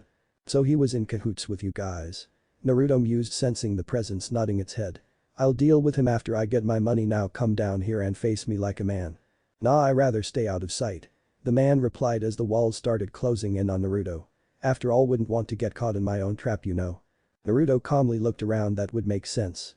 He conceded, but I'm not going to be caught after all. He muttered, jumping up into the shadows, forcing the trap layer to scuttle away. I'll find you eventually, trap layer. Naruto called out after him, following the sounds of moving rocks until he found an opening to drop down into a wider area. Another trap in here probably. Naruto mused, looking around, not moving forward. Ah, there it is. He muttered, seeing a tiny hole in the wall. Classic dart trap, where's the twist? He wondered, looking around. Picking up a good-sized rock, he rolled along the corridor and watched as the ceiling slammed down on the rock, crushing it. Good one, it's not even a dart trap. He muttered as he set into a sprinting position. But not good enough to catch me, I'm afraid. With that, he took off running as the ceiling fell behind him, missing him by a few centimeters each time. Suddenly the traps changed on him as darts started flying out from both sides, coated in a foul-smelling concoction. Poison darts now? Naruto wondered, weaving in and out of the darts, not letting a single one hit him. You're pretty good.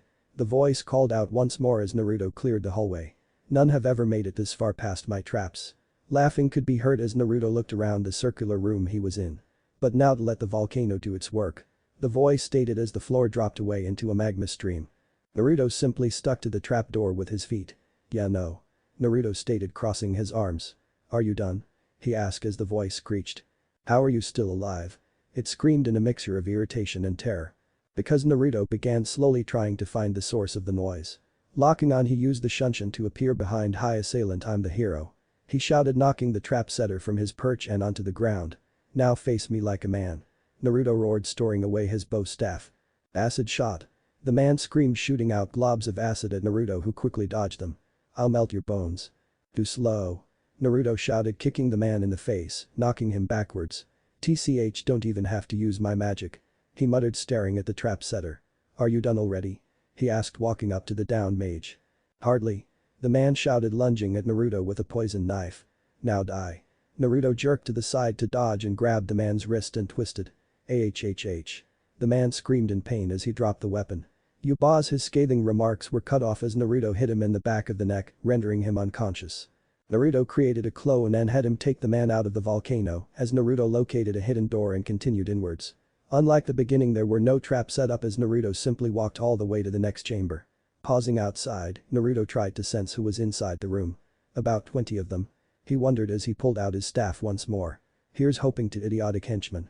Naruto muttering, bursting into the room with not a sound. What? The closest thug muttered, only to be knocked unconscious by a bow staff to the face. Intruder. Someone shouted as they all leapt to their feet, only for a good chunk of them to be knocked down right after, as Naruto wasted no time and dealt punishing blows left and right without remorse. Within 10 minutes the group was down and Naruto was taking some calming breaths to slow his beating heart. HN, not bad for bandits. He muttered, actually having to strike a few more than once to keep them down. You will never get the boss. One of them whispered hoarsely. He'll gut you like a fish. The man cried out angrily. You may have beaten us, but you'll never win. Naruto gazed at the man as he succumbed to his injuries and passed out. Get them to safety. He ordered a clone he had formed as he looked round. Sounds like there's still a few more. He muttered, noticing a lone door near the opposite end of the room. So annoying. As Naruto entered the room, slow clapping could be heard as fire started to form a ring around the room. Impressive. A soft voice announced from the shadows, their face obscured by the fire. To have defeated my trap setter and my men. The person speaking calmly stood up and walked through the flames, revealing bright red clothing with a pure white mask. The clothing they wore made sex identification impossible. It didn't help that the voice was the same. To think my group would be destroyed by one man. The leader muttered softly. It's a job, nothing more. Naruto answered, simply placing his bow staff in front of him. After this I have a backstabbing mayor to deal with. Why do you work for him if you know he will betray you? The leader asked with their soft voice. Why not work for me, become my right hand? Sorry. Naruto muttered, revealing his insignia. I'm already affiliated with Fairy Tail. He grinned as the leader sighed and shifted their stance. Now come quietly, I can't allow bandits to roam freely in good conscience. Then I have no choice. The leader murmured, suddenly appearing in front of Naruto with a Kodachi in hand. I'll have you die here. They tried to slice open Naruto's stomach. I'm afraid not. Naruto replied in kind, blocking her strike with a kunai knife.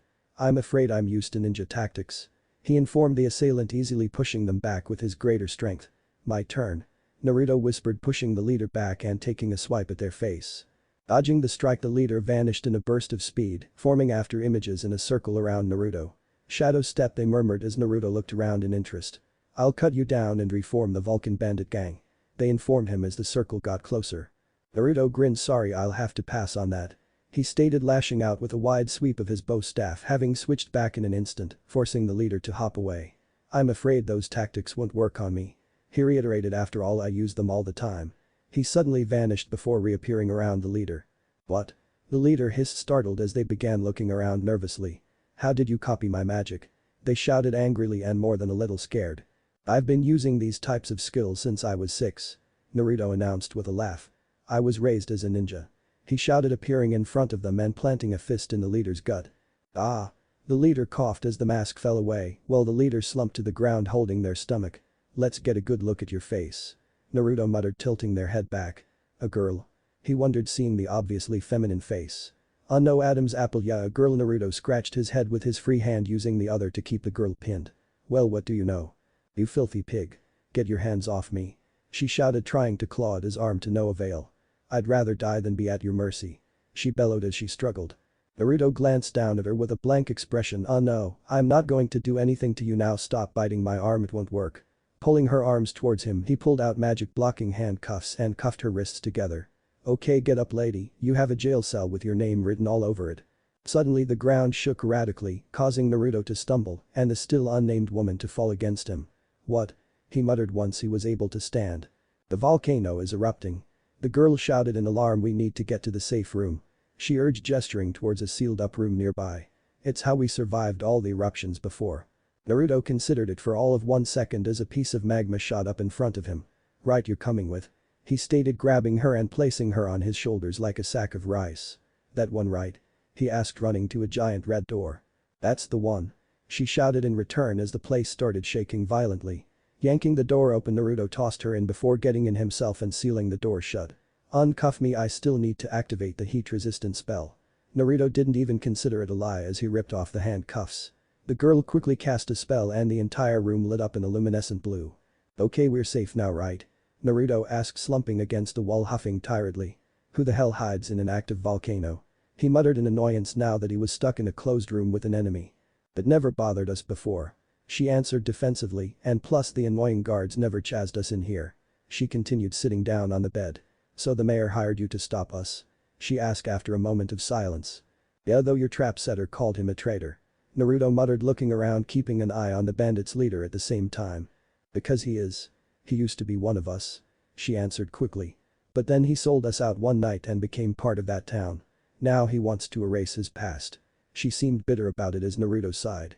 "I'm Namikaze Naruto, of Fairy Tail," he introduced himself. "I'm Lilith of the Vulcan Bandit gang," she responded politely, fingering her wrists where the handcuffs had once been.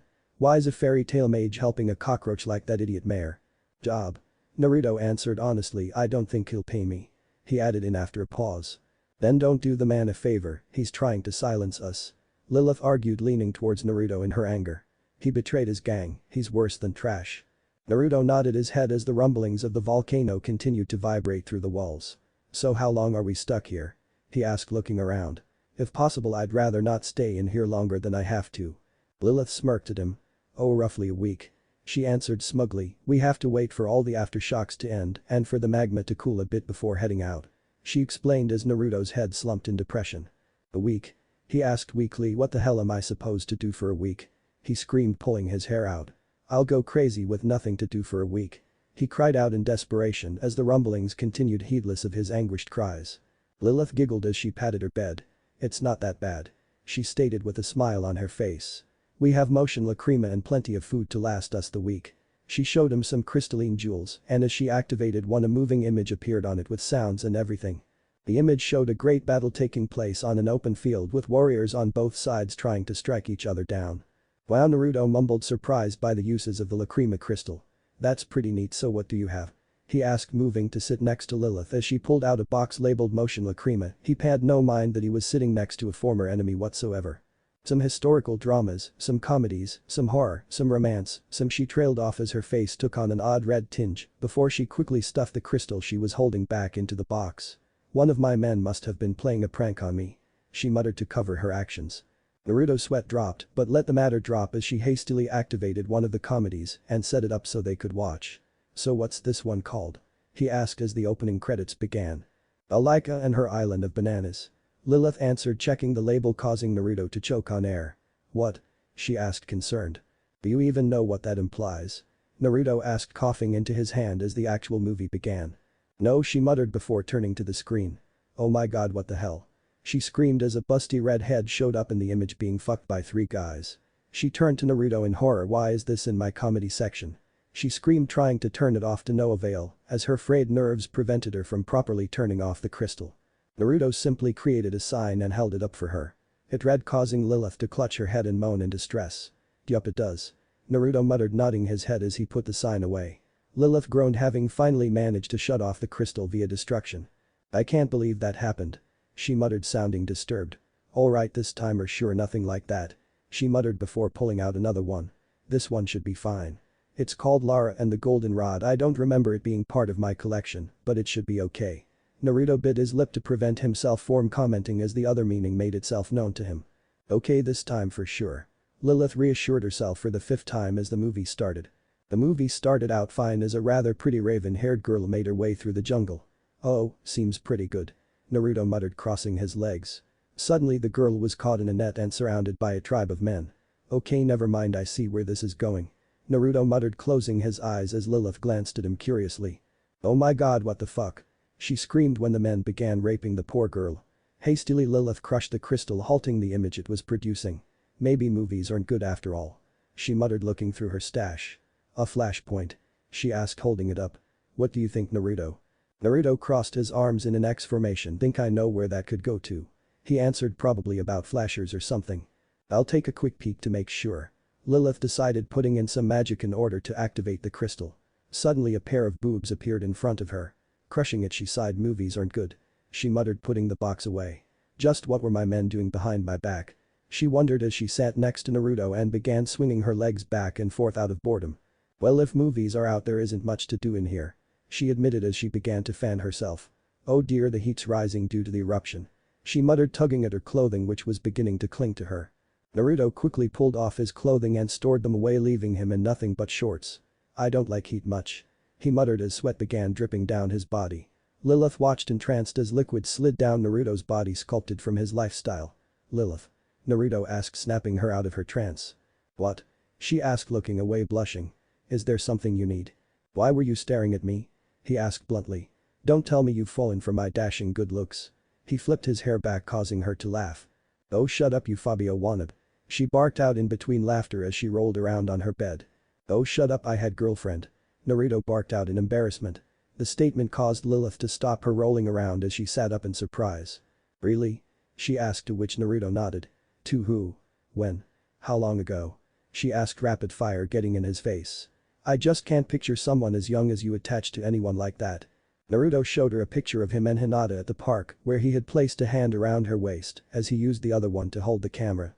"We were going to get married before I was dragged away from her and ended up in Fiori," Naruto explained, sadly rubbing a finger along the picture. Lilith stared at the photo and licked her lips. "I'd love around with her," she admitted freely before allowing Naruto to place the photo away. "What?" she asked as Naruto gave her an odd stare.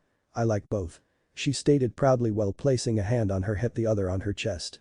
I'm all sweaty," she muttered, pulling her hand away from her clothing. "Hold that thought, I need to put away my clothes," she muttered, walking off into another room. A minute later she came out in nothing but underwear as she sat back down beside Naruto. "So you're bisexual?" Naruto asked after a moment of awkward silence. "Yup," Lilith stated honestly, "though I don't like pornos, I freely admit to playing both sides of the fence." She ran a finger along his chin. "Is that a problem?" "No," Naruto answered her quietly as he pushed her hand away from him. "You'd have my girlfriend a stuttering wreck though, she has trouble with these topics, they embarrass her too much." "So she's the pure and innocent type," Lilith muttered, wiping her chin of drool as she thought about Hinata. "Oh, how I'd love to spend a night with the two of you," she muttered to herself, though Naruto still hurted. "I'm touched, I really am, but I do believe Hinata's a bit possessive." It was a lie, he was sure, since Hinata was too nice to be possessive, but she certainly wouldn't be happy about the thought of sharing him. "Oh, then she can you all to herself, but I still want to play with her." Lilith apparently didn't care as her hands made soft squeezing motions that reminded Naruto of Jiraiya. "They're so big." He heard Lilith mumble under her breath. "Do you want to go to Magnolia Town with me?" Naruto asked somewhat hesitantly, seeing her obviously perverted thoughts for what they were. "Can I?" she asked excitedly before her perverted grin broke out again. All the pretty girls of fairy tale drool started falling from her mouth. Naruto chuckled softly as a sweat drop began forming on his head. "What have I done?" he wondered to himself as he settled down for a good nap.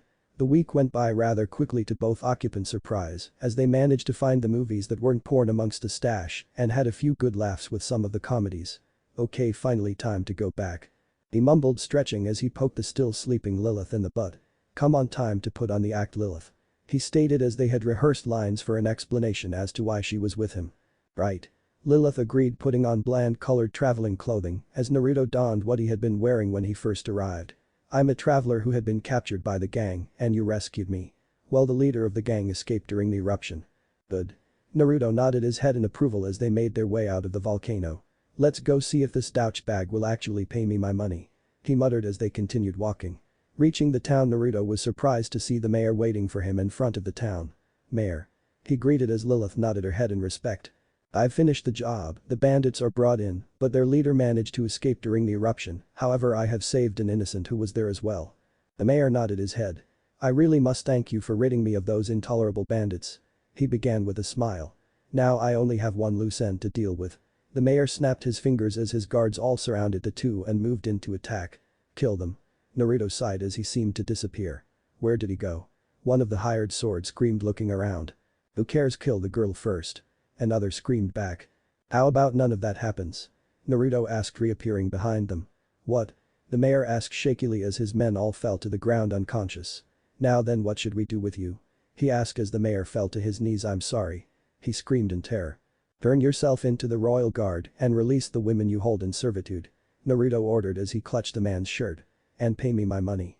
He gave the mayor his scariest glare and the man nodded his head rapidly. "I'm glad we came to this understanding." 30 minutes later found Naruto and Lilith walking along the road to Magnolia as Naruto happily juggled a bag full of jewels.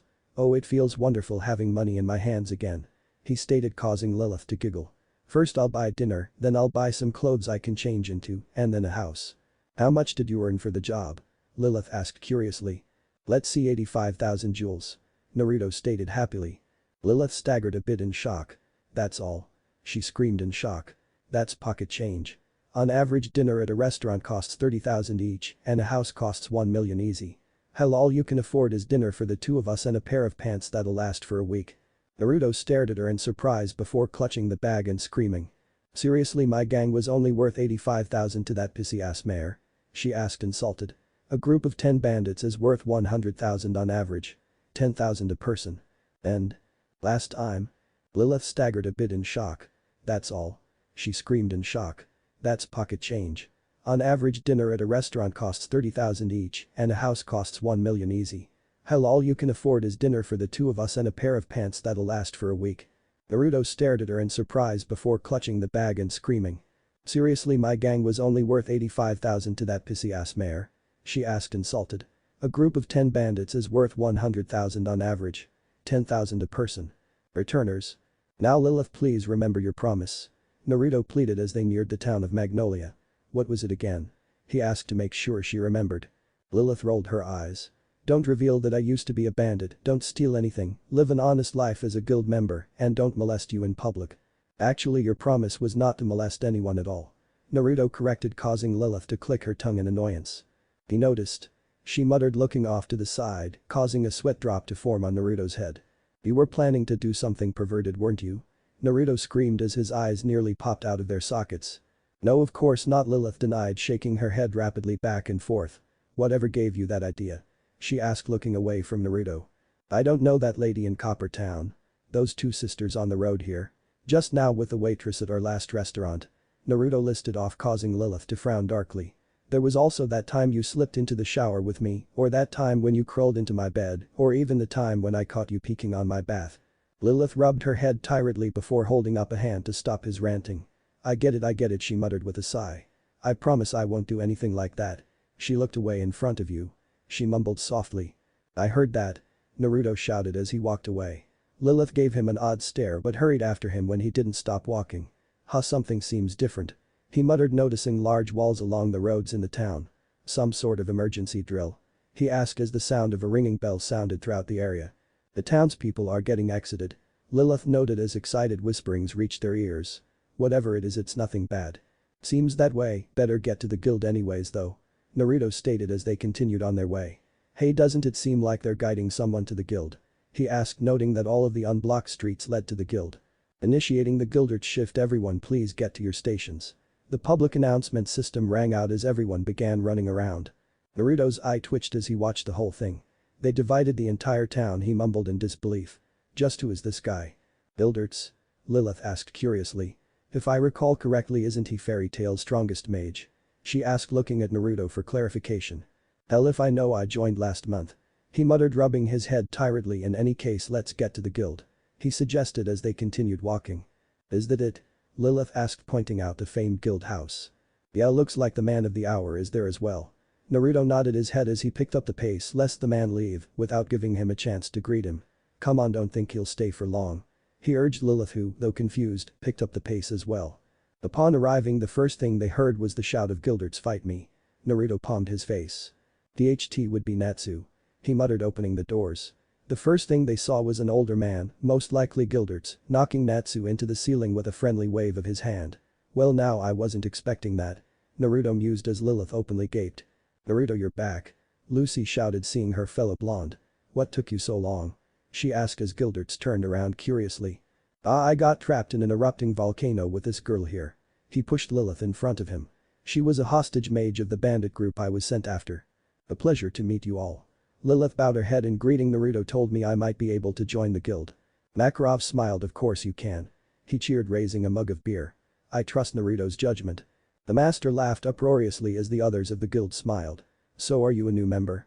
Guilderts asked, turning around. Naruto smiled. I joined last month. He explained, and I just got back from my first job. Guilderts laughed. Right, the harvest festival was last month, wasn't it? He asked. I almost forgot that they don't post any missions during that time period. Hey Guilderts, Naruto's really strong too, just like you. Natsu shouted energetically. I want to know which of you two is stronger. Naruto instinctively took a few steps back since Natsu might jump down and attack as was his nature. Not today, Natsu, I want to go home and rest. Guilderts waved it off easily and turned back to the master. Sorry master, I failed. There was a stunned silence as the others widened their eyes. So even you couldn't do it, huh? Makarov asked sadly. Well, in any case, I'm happy you've come back alive. None of the others who went out were so lucky. Right, Natsu, come on over later, I got something for you. The older man called out, looking up at Natsu, who was still stuck in the ceiling. Anyways, see everyone later. He called out, walking through the wall. Go through the door, Guilderts. One of the other members shouted angrily. I take it he loses control when he isn't concentrating? Naruto asked with a sweat drop on his head. Yeah, you could say that. Marahin stated with a pleasant smile on her face. Now miss, what is your name so we can begin your application process? She asked as she led Lilith away from the others. Naruto waved at Lilith, encouraging her to follow the white-haired woman. Oh, we have another new member. He muttered, spotting Wendy. So you joined us after all, eh? He asked with a small smile. Naruto-san, hello. Wendy greeted with a smile as she waved at him. Cheryl, it's Naruto-san. She informed the cat, who looked over her shoulder. Oh, the stupid-looking ruffian. Cheryl muttered disdainfully. You shouldn't associate with it. So cold, the others of the guild muttered in shock. Naruto merely smiled. And Naruto's pissed. They continued, remembering a similar reaction to a certain magazine article. So care to tell me what happened? He asked, referring to her transfer into the guild. If I recall, you were part of another guild. He stated as Lilith rejoined them. Oh, after the Team Light mission my master passed and so Lucy extended an invitation to me. Wendy explained softly. Naruto made an O form with his mouth and looked down at his feet, feeling guilty about bringing it up. I'm currently staying at Fairy Hills. Wendy declared happily. Where? Naruto asked curiously. I haven't heard of it. It's the female dorms near the guild. Lucy explained, jumping into the conversation. The rent is 10 million jewels a month. 10 million? Isn't that a lot for just rent? Naruto asked, stunned. I mean, my job only gave me 85,000 and I've already spent 20,000 just on food and clothes for me and Lilith here. Lucy laughed. Yeah, my rent is only 70,000 a month, but that's because the property value is low being so close to the guild. Is 70,000 by chance the cheapest rent here? Lilith asked worriedly. Yeah, I think it is. Gray stated in his boxers. Why, how much do you have? Naruto palmed his face and pointed out Gray's nudeness. Combined we have about 68,000 jewels. he informed them. Well, the guild members shared looks. You can stay here in the guild for now, Urza stated, patting both on the shoulder.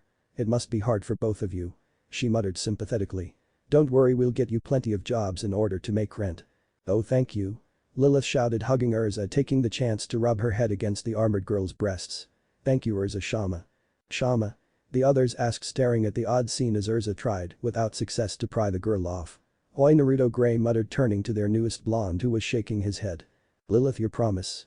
Naruto muttered softly, grabbing onto her collar. Please stop bothering Urza, he ordered, yanking her back. Lilith whined dejectedly. I wanted to hug Urza Shama more. As if to make a point, a river of tears flowed from her eyes. Quit faking it, Naruto ordered, causing the crimson-clothed woman to click her tongue in annoyance. TCH, you're no fun, she muttered, crossing her arms over her chest. You two seem to have a good relationship, Levi muttered, somewhat confused by their interactions. Oh, she's so cute, Lilith squealed, pulling Levi into embrace, lifting the shorter woman off her feet. Hey Naruto, can I stay with her? For the safety of her chastity, no, Naruto muttered in complete deadpan as Lilith sighed and reluctantly released Levi, who backed away from her quickly. Lilith is a pervert, Juvia thinks, the water mage stated observantly. As bad as old men, she continued, earning herself nods of agreement all around the guild. In my defense, there are simply too many pretty girls here, Lilith stated, flicking her hair back. And not enough handsome men. She glanced over a few of the guys and rolled her eyes. Hey! The male guild members shouted in frustration as Naruto palmed his face. Naruto, what the hell is with this girl? They all screamed, causing him to sigh heavily. I should have left her at Diamond Town, he muttered, rubbing his temples to stem the headache he was getting. Natsu scratched his head. Well, I'm going to see Guildarts, he called out, running out of the guild hall. Everyone waved him off as Makarov grinned. Welcome party for Lilith, he cheered, raising a beer mug. There was a loud chorus of agreement as everyone grabbed a beer and began drinking. Yes, it's always like this, Naruto stated, grabbing a mug himself as he sat down. You'll get used to it, he added, in causing Lilith to sweat drop as she looked around. Would that be a good thing? She wondered aloud, causing Naruto to chuckle as Kana joined them. Oh, it's better than going insane, she slurred, already tipsy from guzzling down an entire barrel of ale on her own. And we can drink as much as we want for free in here. At this point, she had wrapped an arm around Lilith, not that the former bandit minded, and forced the girl to drink a mug of ale. There you go. Naruto blinked in surprise as Lilith gained a dark red tinge across her cheeks. Oh great, she's drunk already, he muttered tiredly as Lilith staggered around in a drunken stupor. Way to go, Kana.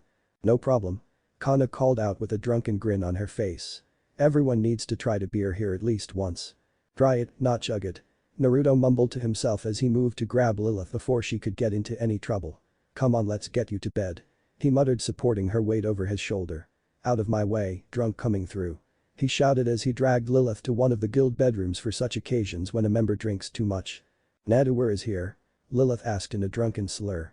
Why is she within spinnin'? Lilith closed her eyes in an effort to stem the headache. I ish sleepy, she muttered, grabbing hold of Naruto and pulling him down to join her. You ish Teddy, she slurred before she started snoring. Naruto blinked in surprise before he realized what had happened. Oh come on, he whined, trying to free himself. Since when did she have such a strong grip? He wondered as he found himself unable to break away. Excuse me, Naruto Murahin asked, walking into the room. Oh, am I interrupting? Sorry, she apologized before backing out of the room. Wait, Mira-chan, it's not what it looks like, Naruto screamed desperately. I'm stuck, please come back, I need help, he cried out, only to be ignored as Mira pinned up a do not disturb sign on the door. And? Last time? Naruto blinked in surprise before he realized what had happened. Oh come on, he whined, trying to free himself. Since when did she have such a strong grip? He wondered as he found himself unable to break away. Excuse me, Naruto Murahin asked, walking into the room. Oh, am I interrupting? Sorry, she apologized before backing out of the room. Wait, Mira-chan, it's not what it looks like, Naruto screamed desperately. I'm stuck, please come back, I need help, he cried out, only to be ignored as Mira pinned up a do not disturb sign on the door. Gathering their bearings, Naruto gazed out into the rainy sky, uncaring about the banter being thrown about the guild hall as Lilith stood next to him. What are you watching, Naruto? She asked, looking around for the youngest member of Fairy Tail, Wendy Marvell, who had run out to chase after her talking cat friend Cheryl. You even missed Mira-chan and Elfman walking out to go to the church. Naruto glanced at her before looking back out. I didn't miss that, but something is happening, Naruto stated, looking into the sky as something akin to a vortex began to form. That opening in the sky, he stated, pointing at the hole. Looks exactly like the one that brought me here. He explained as his eyes widened, a familiar feeling washing over him. It feels the same because it is the same. He muttered softly as Lilith looked on in worry. Is there something we can do? She asked, wringing her hands together worriedly. Naruto shook his head as a pulling sensation fell upon him. No, hang on to me, I have a feeling whoever is activating that spell isn't very friendly. He declared, holding out his hand to her. Lilith nodded her head and grasped his hand as everything began to spin. Almost immediately the sensation of free-falling took hold of them, both as Naruto held Lilith close to him lest they be separated. What's going on? Lilith managed to scream as they were sucked into the sky. Something very, very bad. Naruto replied as he covered her head, shielding her from debris, as just as the sensations began, it stopped as they landed roughly on the ground. Naruto quickly reoriented himself before noticing a group of what looked to be soldiers pointing some sort of device at them. Time to move. Naruto shouted as he grabbed Lilith and used a quick shunshin to vanish from sight. Where'd they go? The soldiers shouted in shock even as they covered the area in what seemed to be a quickly crystallizing liquid. Damn it, find them. We need them to make the lacrima crystals. The commanding officer shouted as they finished crystallizing the town. Hidden on the roofs above them, Naruto and Lilith frowned in thought as they watched the soldiers disperse. What's going on? Lilith wondered as she tried to activate her magic. I can't use my magic here. Naruto frowned. My abilities work just fine, the perks of not using magic I suppose. He mused, causing Lilith to pout. Are you sure I can't learn your stuff? She asked, pouting at him cutely. Positive, your coils aren't properly developed to use your own life's energy. I can help you hone your physical abilities, but none of the really cool shit I can do. Naruto gave her the thumbs up as she sagged her shoulders unhappily. Great, so I'm useless here. She mumbled sadly. So what do we do now? She asked, looking down. Follow me, right now we need to figure out what's going on. Naruto explained as he grabbed her around the waist and jumped off the roof, landing outside of the crystallization zone. Let's head into town, those guys looking for us will assume we went there first. Then shouldn't we not go that way? Lilith questioned curiously, not seeing the logic of going where your pursuers would think you'd go. Normally I'd say yes, but right now information trumps personal safety. He clarified. Plus I can pick some pockets for quick cash so we can buy some clothing the locals won't notice easily. Lilith nodded her head as she followed him towards a town that a nearby sign was pointing them towards. Alight, there's the town, now what? She asked as Naruto knelt down to observe everything below them. The town was only lightly guarded, with a normal wall and some gate guards to keep it safe from the outside. Naruto apparently saw what he was looking for and gestured her to follow him while also placing his finger against his lips to signal silence. As they made their way down, Naruto kept a low profile as he snuck up to the wall where no guards could be seen. Placing his back up against the wall, he gestured for her to run up to him. Grab the ledge. He suggested as she gulped nervously. Swallowing a large lump, Lilith ran forward and jumped into Naruto's arms, who proceeded to fling her into the air. Grabbing onto the wall's edge, she pulled herself up as Naruto walked up to meet her. You couldn't just carry me? She asked in irritation. Naruto used his pinky to clean his ears uncaringly. Faster this way also gets you used to free climbing a bit. He explained as they peered over the edge to watch the civilians walking around. Now it's a little too dangerous to outright train you until we can go back, if we can go back, but for now it'll be an on-the-spot lesson as we go. He stated as he began memorizing the normal fashion sense of the locals. You're honestly too used to using magic to get around, now's a good time to learn how to do everything without it. What do you mean? Lilith asked curiously. As she watched the people walk around a bit. I don't want to brag, but I'm pretty strong, you know. She boasted. Alright, jump down the wall and climb back up. Naruto suggested, looking at her seriously. The wall suddenly seemed a bit taller than before to the woman, who chuckled nervously. Glad you see it my way. Alright, I think I understand how an average person here looks. He muttered, forming hand signs as he spoke. Cage Bunshin. He muttered as a group of 5 clones appeared around him. Henge, he muttered again as all 5 clones took on different appearances. Ignoring his companion's surprise, Naruto quickly muttered his orders as the clones nodded before taking off. What was that? Lilith asked, a little dazed by the show. There were 6 of you. And then 5 of you changed shape. Naruto snorted, amused by her reactions. I made solid copies of myself and had them transform themselves into random people by taking on physical features from various people I saw down below. They'll pick some pockets for us and then get us some real clothes so we don't have to worry about being discovered. Lilith gazed at Naruto in some surprise, only having seen the serious side of him once before. Naruto, do you know what's going on?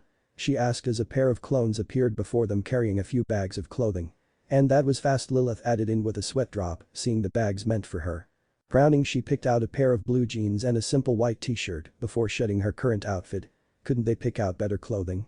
she asked, annoyed by how bland her outfit was. Hey, the less we leave an impression the better. Naruto stated, revealing he too was wearing a far less eye-catching outfit consisting of blue jeans and a dark orange shirt. How did your clones get these so fast? She wondered as the clones burned the unneeded outfits before disappearing. I'm just that good. Naruto smirked at her, causing her to roll her eyes. Right, now we have to get down from here unseen and casually walk out onto the street as if we belong here. He explained as he began climbing down the side of the wall into an alleyway below them. Right, doesn't sound too hard. Lilith muttered, rolling her eyes. Hey, you know how easy it is to blow your own cover? Naruto asked as they reached the ground. If you let on you don't know whatever commonplace in the area is, then they'll know you're an outsider. Right. Lilith muttered apologetically as they stepped onto the streets and blended in with the crowd. So what are we going to do? She asked. How are we going to save the others? Naruto frowned. I'm working on it. He stated as they neared a bar. If we play our cards right, we'll find out what's going on in here. People are always looser with secrets when drunk. You'd know, huh? Lilith asked with a smirk. Yeah, from experience as a listener. Naruto stated, shrugging. That's why I know you want to tie Erza down and have your naughty little way with her. Lilith blushed, but Naruto continued anyways. I also know you have trouble sleeping without something in your arms, hence your tendency to grab onto me before you go to sleep. Lilith's blush flared up as she punched him in the arm. Chuckling, Naruto held the door open for her as they entered the bar. Seeing two open seats at the counter, Naruto and Lilith made their way over and sat down to a man who was chugging a mug of ale. Hey, I'll have what he's having. Naruto ordered as Lilith simply ordered water. You have good taste. The man stated, seeing Naruto as he finished his drink. You new here? Naruto scratched his head, sort of. He admitted sheepishly. Just getting reacquainted with the area, been a while you know. He joked as the man nodded. Oh yeah, I saw those soldiers up on the ridge as I walked into the city. They setting up for a festival or something. I thought you said to play the part of a local. Lilith hissed quietly. The already suspects we're new to town might as well agree. Naruto whispered back without alerting the man of his conversation. Oh that? The man asked, ordering another drink. The king sucked up some high magic source from that other world, gonna use it to provide the world with magic, you know. He explained as Naruto received his drink and took a swig. Oh I see, I guess that's good, never needed magic myself though. He stated, looking into his mug. Same here, but it makes things convenient, too bad it's limited here, now we got to steal it from that other world, Earthland or whatever they call it. Yeah, seems rather difficult to try and take magic from this other world without picking up the people there. Naruto commented idly before he sighed and took another gulp. Are you kidding? King don't care about that, them otherworlders can produce magic from their own bodies, King wants them for power supplies, turn them into lacrima, and we got ourselves a giant source of energy. I see. Naruto muttered with narrowed eyes.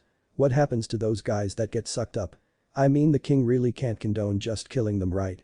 The man snorted. The king hasn't been the same since the crisis of our depleting magic began. He muttered sadly. The lives of others just don't matter to him anymore. I see, thank you for the information. Naruto stated, paying for his drink as he and Lilith left the bar. What now? She asked as they walked around. I'm all but useless without my magic, you're only one person, and we still don't know how to revert everyone back to normal, or even go back home. She stated worriedly. We learned about as much as we could the nice and simple way. Naruto stated, we need to get a little more aggressive for the important stuff now. He grinned darkly. We'll start with the small fry, learn patrol routes, overall goals of our enemies, leaders, powers, weapons, then we can go after bigger targets, learn blueprints, reversing the crystallization process, and finally we'll interrogate the king himself and learn how to reverse his little wormhole trick. Naruto, you're scaring me. Lilith stated with a sweat drop as Naruto's grin grew maniacal. Good. Naruto muttered as they entered an alleyway. Fear is a very good tool to use in interrogations. I had a friend back home, she had men spilling their guts before she even began because her reputation for torture was so legendary. Oh really? Lilith asked curiously. What did she do? Her first victim was castrated with a wooden spoon and then she rubbed salt into his wounds, then she force-fed him his own testicles. To top it all off, she made his tem watch the entire thing before releasing them after getting the information she wanted. Lilith shuddered at the mental image that came up. That sounds really gross. You should see what she does to people she doesn't like. Naruto muttered, suppressing a shiver of his own. Back onto the issue at hand, we need to catch a guard. Oh, that won't be an issue at all. Lilith stated with a grin as they neared what looked to be a patrol route, as every so often a city guard would walk by. Sir? Lilith called out, catching the guard's attention. Could you help me? I was taking a shortcut home, but my bag spilled open. I need a big strong man to help me carry my groceries home. She winked flirtatiously at him as she entered the alleyway, adding a little extra sway in her hips. The man didn't even hesitate as he quickly followed her into the alleyway. "Come on baby, where are you?" he muttered excitedly looking around. "You'd think guards would learn to think with their brains and not their after all these years." Naruto muttered as he slammed the guard into the wall before hoisting him up into the air, a knife appearing in his hand as he held it against the man's throat. "Tell me what I want to know and you may leave here alive," he whispered dangerously. "You wouldn't dare." The guard hissed, unable to raise his voice with the knife at his jugular. Naruto pressed the knife in, drawing some blood. "Try me," he hissed in response. "Naruto, he's reaching for something," Lilith shouted out, noticing the guard's hands moving up a bit. Naruto growled before slamming the man's head against the wall multiple times. "Try it again, I dare you," he growled as he cut the man's arms. "You think I'll break from a little cut like that?" the man growled. "You little." Naruto grinned demonically. "I was hoping you'd say that," he stated as he dropped the guard before shattering the man's kneecap. The man screamed in pain, causing Naruto's grin to widen. "Go ahead, scream all you want, no one can hear you." Suddenly Naruto's presence seemed to swell up before the man until Naruto was towering over him, gleaming eyes anticipating his resistance. I'll talk," the man screamed, terrified. "Good, I want to know all of the kingdom's patrol routes, the kingdom's goals, your leaders and their abilities, the powers of your army, your weapons, everything you know." Naruto nodded his head as he healed the man's leg before erasing his memories. For a low-level grunt, he was sure informed. He muttered as Lilith shivered in fear. "The king's a madman," she muttered, horrified by the man's obsession for an eternal magical source. "He wants to kill our friends just to get magic, and still it's not enough." Naruto grunted, "Luckily because that guy knew a lot, we can skip right up to bigger targets now," he explained as they exited the alleyway. "However, some of the leaders concern me, Urza Nightwalker, Lillian Theorith aka Lilith Uzumaki Naruto." Lilith frowned as well. "So we may be fighting ourselves?" she wondered. It sounded like Urza was more or less the same as ours, if only on a different team. However, if what he said was true, the me here is an amazingly strong ninja. "And you sound like a mystic or something." She grasped her own hands and sighed. "Will we be okay?" Naruto grinned. "You wanna know the best training method to prepare?" he asked, looking at her. Glancing at him, she nodded her head. Just as she did, the sound of shouting came to her ears. "Practice," he stated as he gestured for her to follow him. The scene they came upon was a group of higher-rank soldiers apprehending Lucy. "You must be Lucy, you're coming with us," one of the soldiers shouted, handling her rather roughly. "I may be Lucy, but what's going on?" she shouted angrily as she struggled against them. "Shall we?" Naruto asked, tilting his head to the side, holding out an adachi for her. "What happened to lying low?" Lilith asked, accepting the weapon. "Friends come before the mission," Naruto stated cheerfully as they nodded their heads before jumping into the fray. Naruto leapt into the air, his kunai knife sliding into his hands, the force of his leap knocking the guard holding Lucy to the ground before his life was stolen as Naruto drove his knife into the man's throat. Lilith took the opening Naruto gave her and gracefully danced around the guards, slashing them across the chest as she passed by just as Natsu, Wendy, and another Lucy came out to join them. "Lilith-sama, Uzumaki-sama, what are you doing?" The guards yelled, shocked that their own leaders would attack them. "She is a criminal. A dark mage." Naruto grinned and revealed his fairy tale tattoo, as did Lilith. "I am Namikaze Naruto, of Fairy Tail." "I am Lilith of Fairy Tail," Lilith announced as well as the civilians began to flee. "We shall not allow you to harm our guildmate." "What's going on?" the guards mumbled, shocked as Lucy pulled out a key. "Open gate of the ram." "Aries," she shouted as a girl who looked to be part ram came out, looking around timidly. "Aries, can you take the rest of them out?" Lucy asked as the guard stepped back in surprise. "I'll try," the ram stated as she ran forward. "Will bomb." A large amount of will came forth from her palms as the wave engulfed the soldiers, knocking them away. "That's our cue to leave," Naruto announced as the second Lucy led them away from the city. "So I take it the one dressed in leather is this world's Lucy," Naruto stated once they were all seated. "Yeah, what's it to you, Uzumaki?" she hissed, glaring at him. "You've killed our master, why should I trust you?" Her hatred was genuine as Naruto scratched his head. "We're the Earthland versions of the people you know," Lilith stated reassuringly. "We're both part of Fairy Tail." "Yeah, I'd recognize these two no matter what," Natsu boasted. "No way someone without magic could beat them." He looked at the two quizzically. "By the way, why aren't you trapped with the others?" Naruto snorted. "You only now notice that?" he muttered, amazed. "To answer your question, I got us out of the way before they could crystallize us. I couldn't save any of the others." "What about you three?"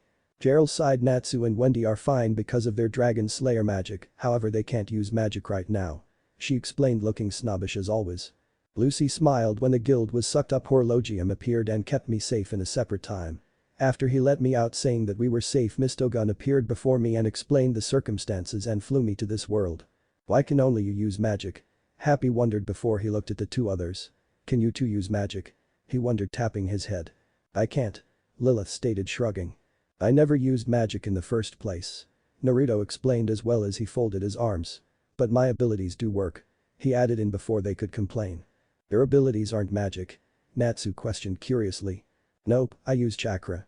Naruto explained simply. Seeing their confused expressions, he sighed. I use my own life force. He explained, waving them off. Isn't that forbidden magic? Lucy wondered worriedly. That stuff is dangerous. Only if I go past the point of exhaustion, and plus I've been trained in this stuff since I was 6. Chakra depletion is the least of my worries. Naruto turned serious. Alright though, the biggest concerns are the 3 leaders, Urza, Lilith and Naruto, he stated, looking around. They're the 3 strongest commanders in the king's army, not including the king himself, who is supposed to fairly strong as well. I have a feeling we'll be able to find our Urza soon enough, so we'll leave Nightwalker to her. However, Lilith is a better fighter than our Lilith, who is used to using magic to enhance her own abilities, so that may be troublesome. He bit his lip as he considered the next part.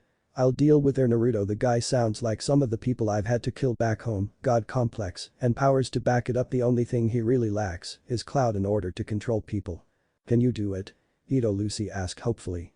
That bastard killed our master, what's worse, he made it look easy. I'll figure something out. Naruto stated, waving it off. Let's go, we need to find somewhere we can rest. The others nodded their heads in agreement. Honestly, I'm surprised you aren't shocked to hear I've killed people before. He stated, looking around at everyone. You always had the scent of blood on you. Natsu stated, folding his arms. I just assumed you've lived on the road for a long time. Bandits are everywhere, and I know that you need to stop them from following you if you don't have a location to return to. Surprisingly insightful and accepting considering the guild. Lucy shrugged her shoulders. I guess I always kind of painted you as a warrior. She admitted, playfully sticking out her tongue. Wendy nodded her head in agreement. Ito, Lucy smiled. Come on, I know somewhere we can rest before I take you guys to the capital. She stated as they all stood up in preparation.